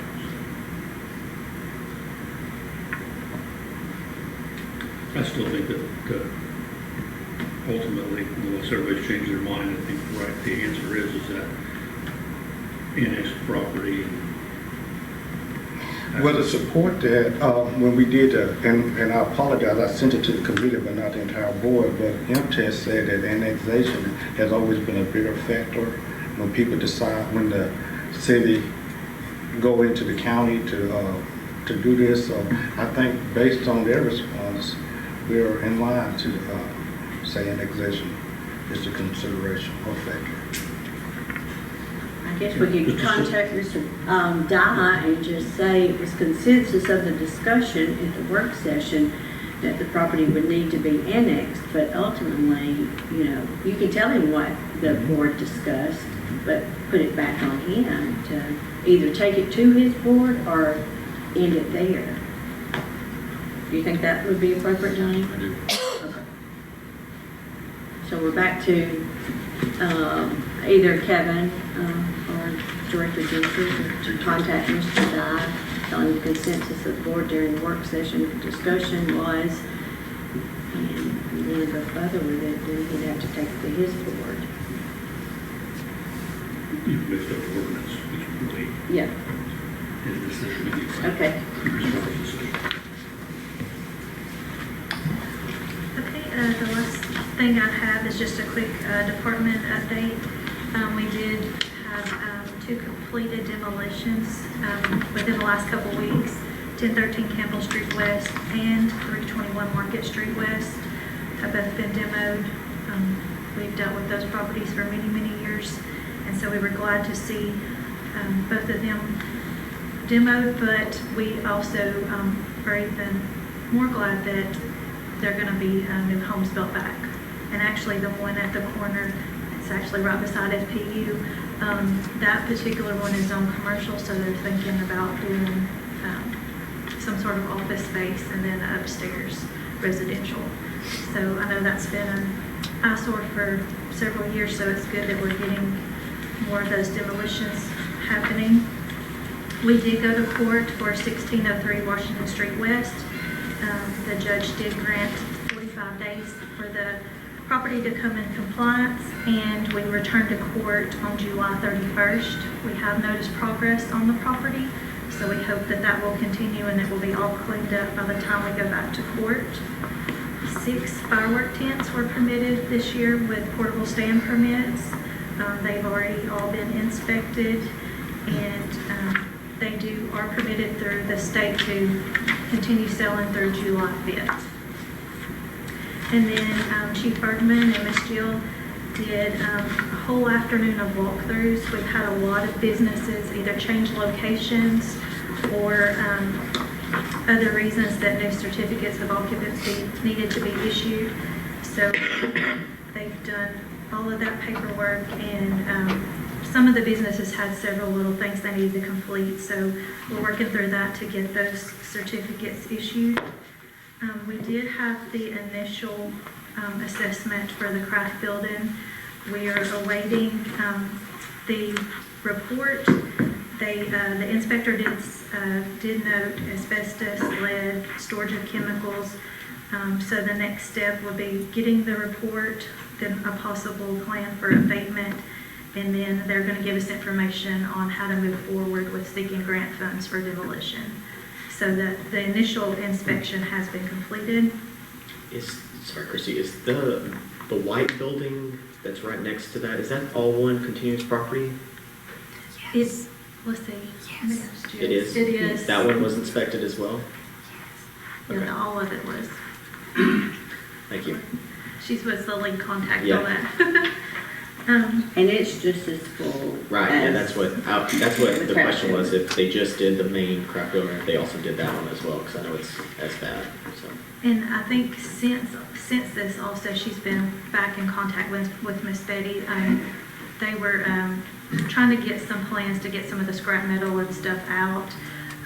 So that will be, they're trying to do some of that to help with the cleanup process, and I think they were meeting out there next week or something with that. I did kind of receive a mini update on the home grant. So HUD has released program funding allocation from the state, which allowed for completion of their annual action plan. And then Tennessee Housing Development Agency is in the process of getting the final sign-off by the governor before they can submit back to HUD. They did note that HUD has experienced a decrease in staffing, which could delay the review process and the issuance of the agreements, but they're still hoping either later this summer or early fall to make those announcements.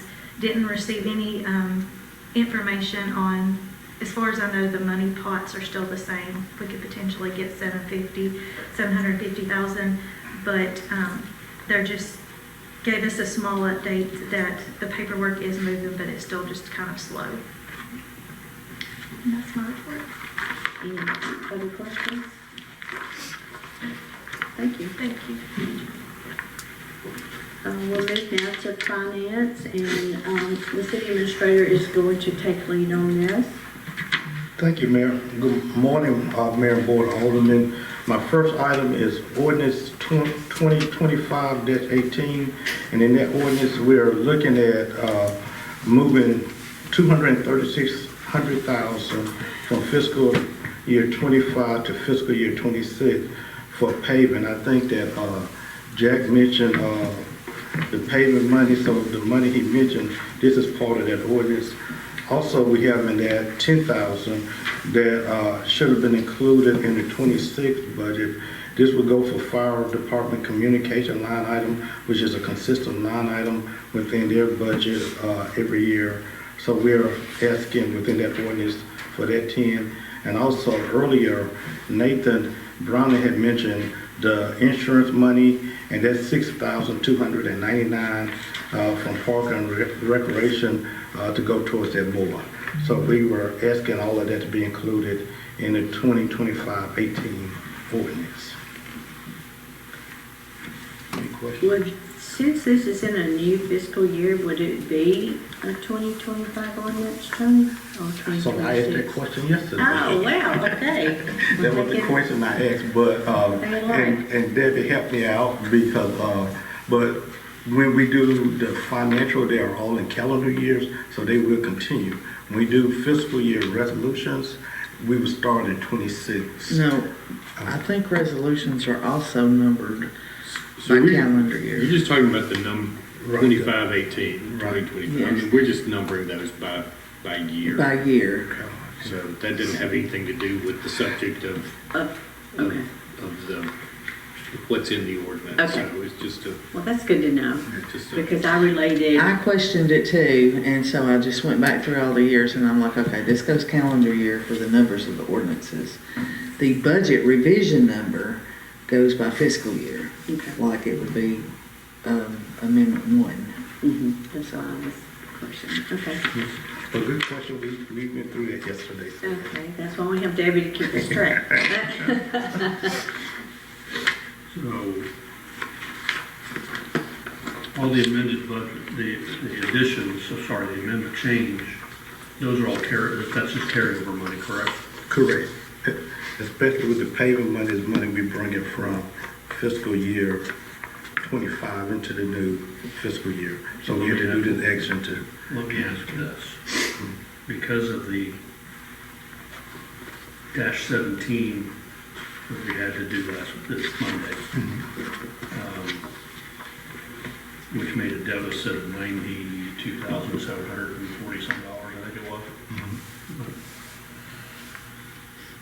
Do we take some of that? We'll put that in. I'm going to address that one in a minute. Okay. We'll sit here. Yeah. Hold that question.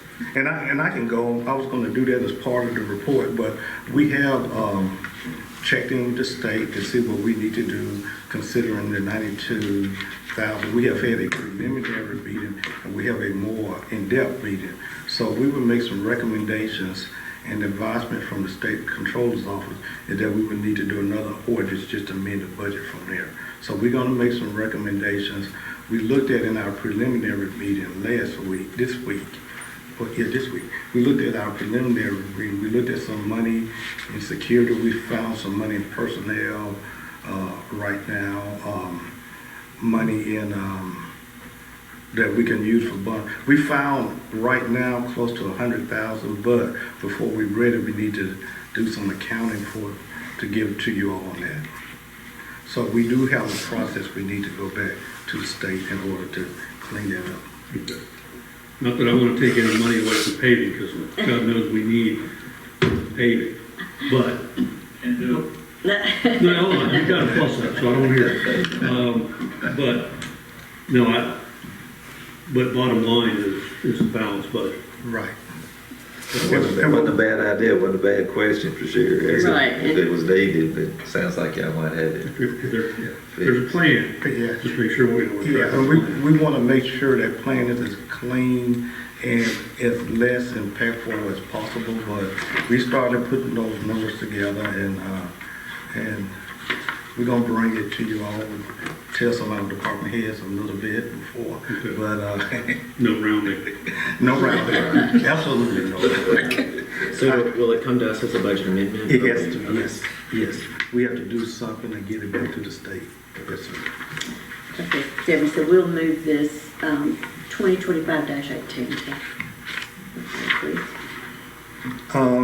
And also in your iPad, you should have an item we were showing about the bond funds that left, and Loretta had just done an accounting of that. So she wanted the balance to show of a $100,822 that will be remaining in bond funds. And also in that particular iPad in your items, you should have the fire department fiscal year 2026 update pay scale. This was an error, but in the city's favor, and the update scale should be a part of that package. And I may have, if you have questions, Davey or Monica to speak on that one, because they have to find that one. I have a question on the bond funds. So there is $234,000 roughly in remaining, and that is restricted to how that is spent. Is that correct? Yes, this could be recreation, it could be stuff like paving infrastructure, but it is a restriction of things that can be spent on.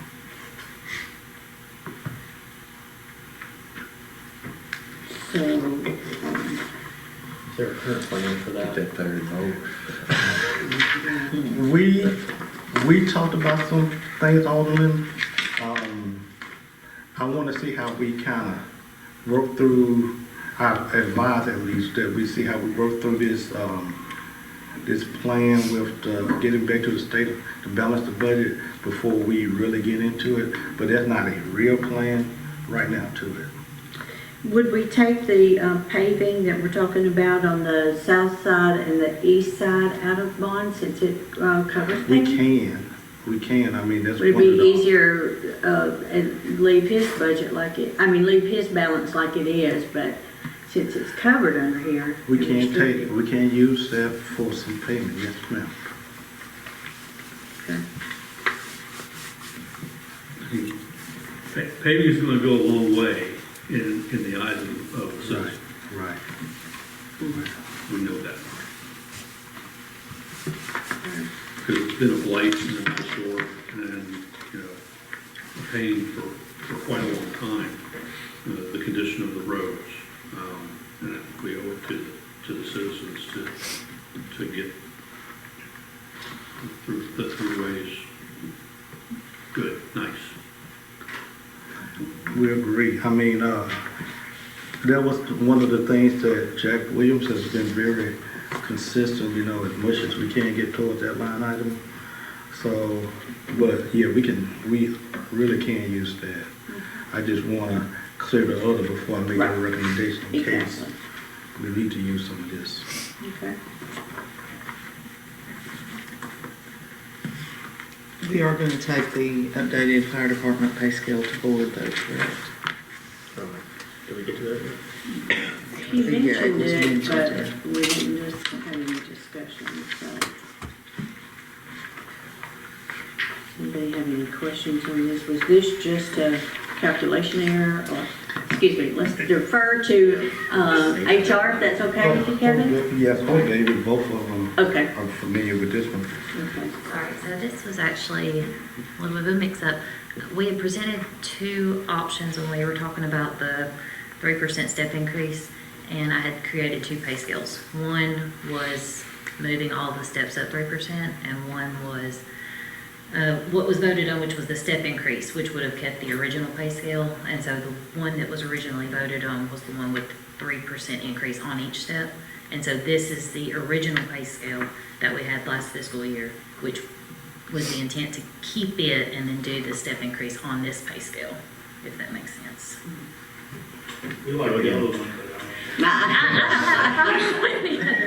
If you kept the other one, basically you would have given them a 6% increase if you had implemented it. Yeah.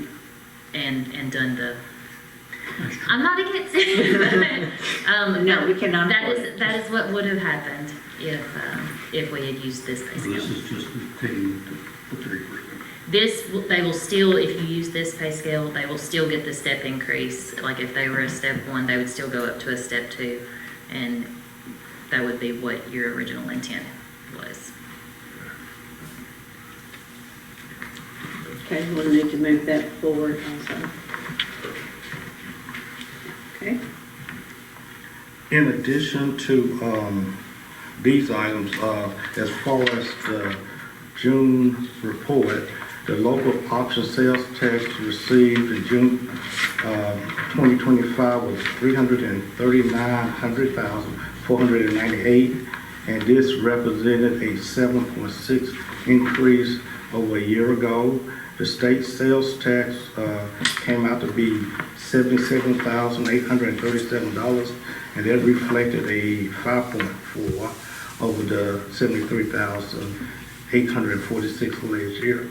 And the occupancy tax was $14,955, and that came to be 11.2% increase over last year. This is the first increase we've seen. Yes, I think last month it missed. Last month it was like 0.02 or something. 0.8, yeah, it was a small. That's in the weeds. That's good. Okay, on this downtown sidewalk summary, Yes. is this just for information for us, and that's, Yes, and that was more sort of closeout that's coming. Thank you for mentioning that. So the downtown summary, it came out to be $2,017,968.53 to close out the project. We are going back this coming week just to make sure that everything was covered, was not overly charged. So we're going back and having not this week, next week, to make sure we're in line with what was supposed to be there. So we got some accounting we still want to do there, just to make sure.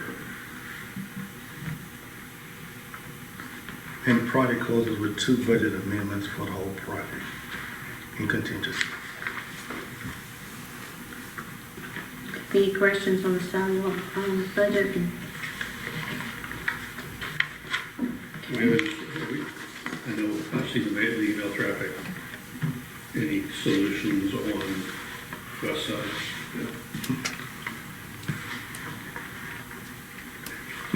Take care of that. Okay. That is also on the agenda for next week, so we are working on that. So you're saying there are solutions, and you have plans to take care of it? Okay.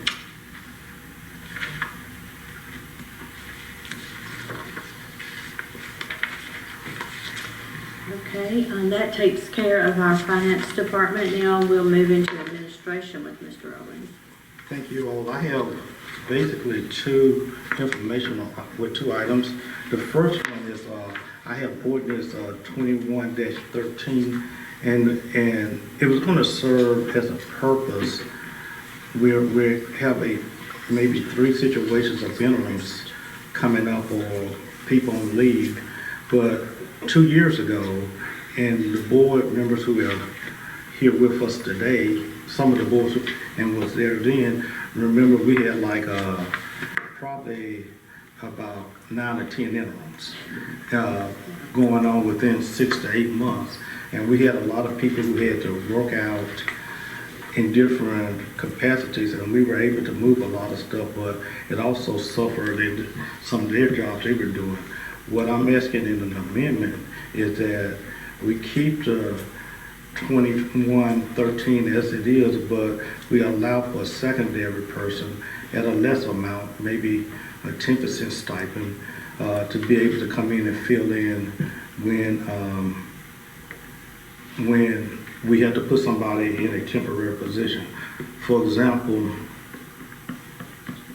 I'm going to use finance. In that same period of time, we had a finance position, and Pam Gentry was there, where Pam was able to come in and help us fill in for about 6 to 7 weeks, but we lost a lot in what Pam would normally do. And at one point in time, we actually had everybody serving in an interim position to keep things going. So what I'm saying in this particular amendment, it allows for a second person to also fill in some of those responsibilities if needed. And you're saying that 10%? At 10%, right. So you would have an interim with a increase of a 20%. Right. Then you would have an additional assistant interim at 10%. Is that what you're saying? That's exactly what I'm saying. And Monica cleared me up yesterday too, or the day before yesterday. She said not all of the interims are at 20%. So there's some, when we put them in the interim, we'll go in at 15% based on our bylaws. And there is a position on, item on here that mentions the 15%.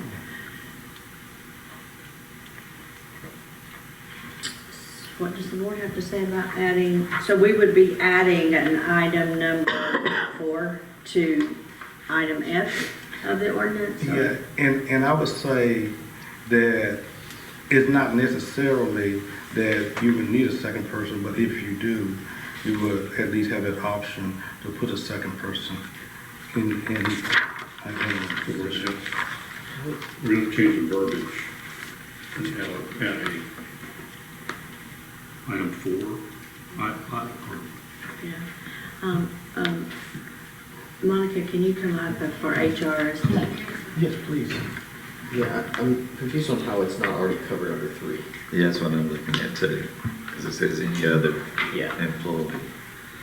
We had also talked about a couple of different options that might be available as well, which would require changing some of the wording of the ordinance. But some research that I found at other places, they also allow either separating out those specific hours that someone would work in that position and compensating them at the increased rate for just those hours worked, or doing like just a flat rate that they're paid for that additional time. Or, you could split out the percentage between the people if they're both working it as well, to cover that position. But one thing I wanted to bring up that I had mentioned is currently under letter C, that this specific ordinance does not cover if someone is on leave when you cover that position. And I know we may have some instances that come up where someone is having to cover when someone is out for, say, an extended period of time. This could be for any number of reasons. One of the most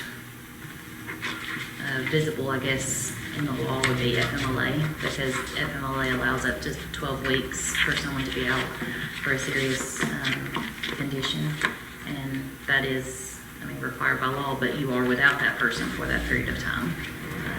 So depending on the workload, it may involve considerable responsibility and additional duties.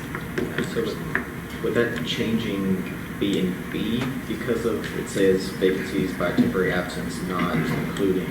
I'm sorry, yes, B. Okay. B, yes, I highlighted it wrong. Yes, that is the one. That So would we specifically- just change it to just take the verbiage out about? If that's across the board? the intent of the board. I will say that that was probably in there just because if you have someone who's on leave, then they are, in theory, still getting paid. They're still on paid leave, and so this would be an increase above the amount that would normally be expected. Does So that make item B sense? would be removed? Is that what you're saying?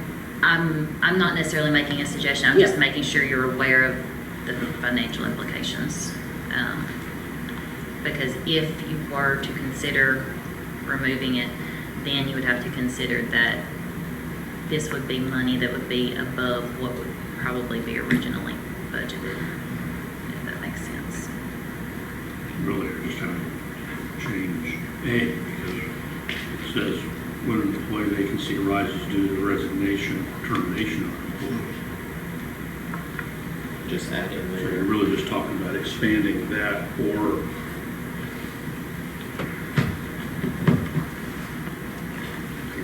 But so I think even if you did remove that, you would I probably could still have write to it, I remove would pass Part B. I would pass to the attorney, but put the proper verbiage in that. Right. But, so those are just options that we looked at. That's the answer to your questions. I mean, you gotta figure out what you gotta do with employee time. Do you have any other questions? Oh, question on how that's not covered under 3 already.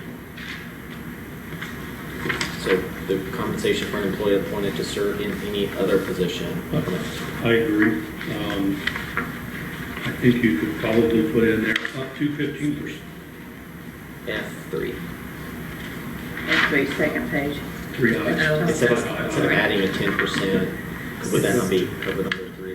You could put, So, you could have an internal HR policy that says whatever the percentages are, and then you could put up to 15%, and that would cover you. Because some of them would be 15, some would be 10. yeah, I think if you amend it to that, that would be fine, because basically, the first letter, 1 is for the city administrator, the second 2 is for a department head, and then the number 3 is for any other position. So if you're filling any other position. So the So intention is just to up to- drop that one from 15 to 10. No, he's talking about if you have 2 people both receiving the stipend to cover one position, whereas they would not necessarily both be full-time covering it. Like you might have one person who covers it a part of the time, and then if their schedule does not allow for them to cover it full-time, you might have another person who comes in and backfills for a portion of the time to cover the remaining. I think there might be some kind of understanding that you're not going to have 2 people at 15% or 10% at the same time Right, and doing the operations of one person that's not currently there. And so I think that's where, what I mentioned about tracking the actual hours, because that is how we have for the public works employees who do the sanitation and get that 5% That's what I was gonna hazard say, pay. that's what I was We have a saying. separate line item, so those actual hours worked on that sanitation route. There is a separate pay rate, and we put those hours in on that separate pay rate line so that they're paid that 5% hazard pay for that. And that is an option if you wanted to track, if you're able to track those hours, you could do it that way.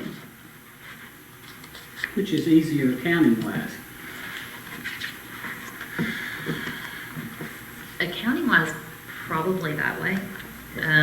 Logistics-wise, I don't know that would be easier because you're asking someone to keep up with the hours they're working on a specific thing, and we all know that there's a lot of multitasking that goes on.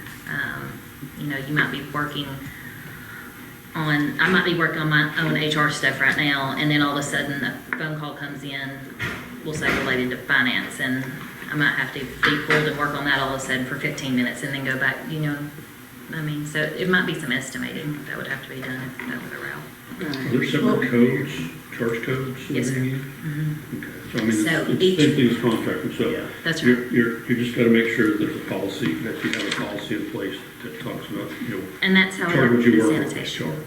Yes, sir. And The that's sanitation pay emphasized. rates are on a different code.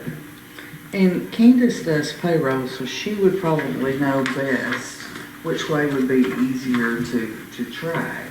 It would have to be, when they're clocking in, they would have to be designated, this is the times that they are doing this department's hours. That's how we do sanitation, so it's divided out. It would definitely need to be not on paper, it would need to be in the system, that way you can see and it will translate to it.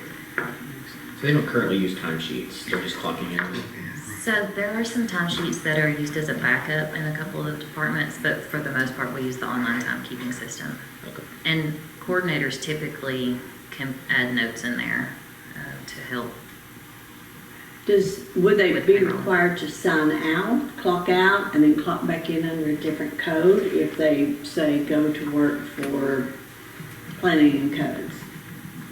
It would be easier if they did, because it would put more work on the coordinators to go in and designate from 12 to 2, you came in at 7:30. That was all admin, but from 12 to 2, you were in planning and codes. It would be easier if they physically clocked in and out. I mean, it wouldn't be, It's not that hard. yeah, not that hard. No, it's an easier way to track and make sure that you're charging what you work and working what you charge. Well, I think there would still be some manual manipulation with that because one person is going to be coded to only one department at a time. So there would still have to be some manipulation to change what that punch is coded to. Like it would help tracking the actual time worked, but someone is probably still going to have to go in and change which department it's going to be coded to. for that. It seems like if we already have people people doing a time card, if you're put in this situation, temporarily you go to the time card or the timesheet, you would default to that and then track your hours. I think that would be the most foolproof, only because you would have a backup copy of what you're doing. Yeah. And something to reference back if we need to go back and check it after the fact. Because you may have those two working at the same time as interim duties. For the same position. Yeah, for the same position, so. Okay, so we're gonna suggest that, Mr. Hill, make sure that we're covered this in the event of FMLA. Is that correct? Or the regular intent as well for Okay. an And the actual regular vacancy. intent. But I think it would be smart because there are some jobs that would have additional duties in the event of FMLA purposes. Okay. Because it doesn't address that. And then, are we saying then on item 3, item F, number 3, up to 15%? I think that would cover Or it. would you prefer, would it be easier if there's another item 4 for a 10% covered? Initially, I was thinking about adding another one when I heard Alderman Keenan's point about amending the top one. That really will do my initial desire in this amendment. To change it to the up to 15%. Just amend the first part, as he was saying. What- How are you gonna decide whether to do 10% or 15% or some other number? I think 3 is designed for positions that aren't department level. Say building inspector, if somebody's temporarily filling in building inspector. What you're talking about, when you having 2 people sharing a job, is entirely different. So to me, it seems like it makes more sense to create a new category that says, if you have 2 people, this is how we're going to handle it. Yeah, if 2 people are designated to conduct the cover the same function in interim, there will be a 10% rate increase, and and then somehow you're going to have to do the verbiage in there that says that you're not going to be, it won't be consecutive, or it can't be concurrent. Concurrent. Yeah, sorry. So we can do the word magic on that. Okay, so y'all want to work on this and bring this back to us? Yeah, if we can, we may bring it to finance and then work session next month, work on that, and do that. Okay, so I'm gonna put that as,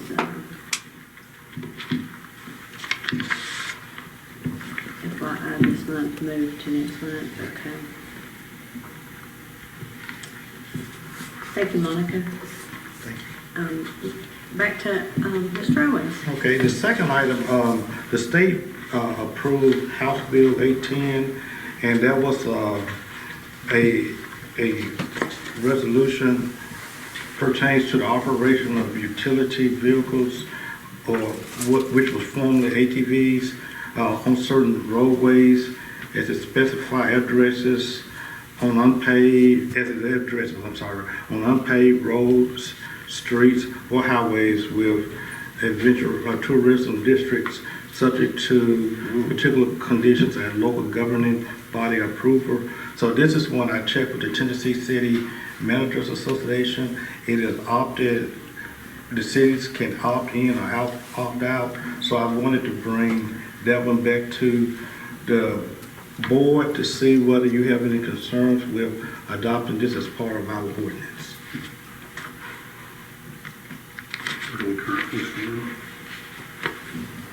This is a state law, so it Right. passed that they can drive on roadways. Chief, correct me if I'm wrong. They can drive on roadways up to a speed limit of 45 miles per hour. If we do not want that to happen, we have to opt out.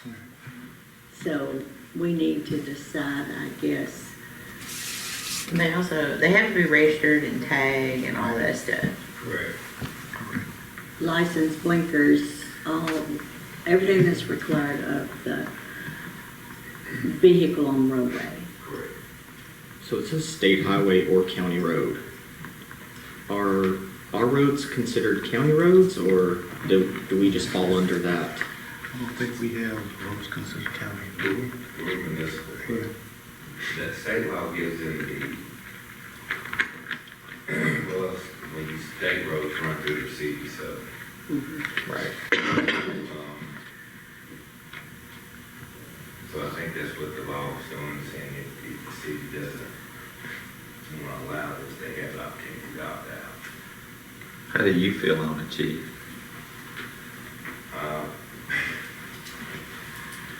Well, they've been doing it. They've been doing it for a while now. I know out in the county, and I think I'd be hypocritical of myself to sit here and say I don't like it, but I have them. I do it personally on my farm, but I don't come off a farm. But I think their safeties, although they're less protected than a vehicle or a truck, you know, a car or a truck, they've come a long way in manufacturing these UTVs. So I feel that it's okay. We're a rural community for the most part. Yes. We transitioned city county. I mean, Immediately. where I live is right city county, and I have them going through daily. So I'm not opposed to. Yeah, we're not opposed to it. Now, come out in the evening sometimes on a weekend. Between my Mosa Road and my road. Yeah. Well, this does also say it has to be during daylight. I know. Right. They're completely against the rules. I mean, they got the lights out and they're running down there. And these things are really, the way they manufacture them now, they're really advanced. They're safer in that than I am. They are, and you can. But you wear a helmet. But I do wear a helmet. Okay, it I says saw one the other day that was $35,000. Yeah. They're almost as much as some, well, they can be as high and expensive as some cars. So, Does the law provide that they must wear helmets? that was my understanding in the law, but It said unless there was an exception, I don't know what the exception would be. the only exception I could think of, they do make them with doors and air conditions and it's just like Okay, a small maybe vehicle. enclosed or something. Probably enclosed, but, yes. So in that case, everybody's okay with them up to the speed limit of 45 miles an hour? Well, they can only go 35, correct? Is that how I read it? I thought it was 35. But the road speed limit can't be more than 45. Is that Right. how I read it? The speed limit can't be more than 45. But they So- travel at 35, is that correct? Yes. Okay. I believe. Yeah, I think that's the last point. Yeah. May not exceed 35. But they cannot get out on the Huntsville Highway running 55 miles an hour because their speed limit is capped at 45. 35. But they can be on a 45 mile an hour road? Is that right? Their speed is 35, they can't be on a road that's beyond 45. Beyond 45. 45, okay. Which means they can be out on all the way up to Frito Lane, just pass it until it turns to 65. Yeah. Unless you want to raise the speed limit on that, please. Yeah, everybody's begging of that. Everybody's The begging state that. sets that, right? Yeah, So, yeah, the state.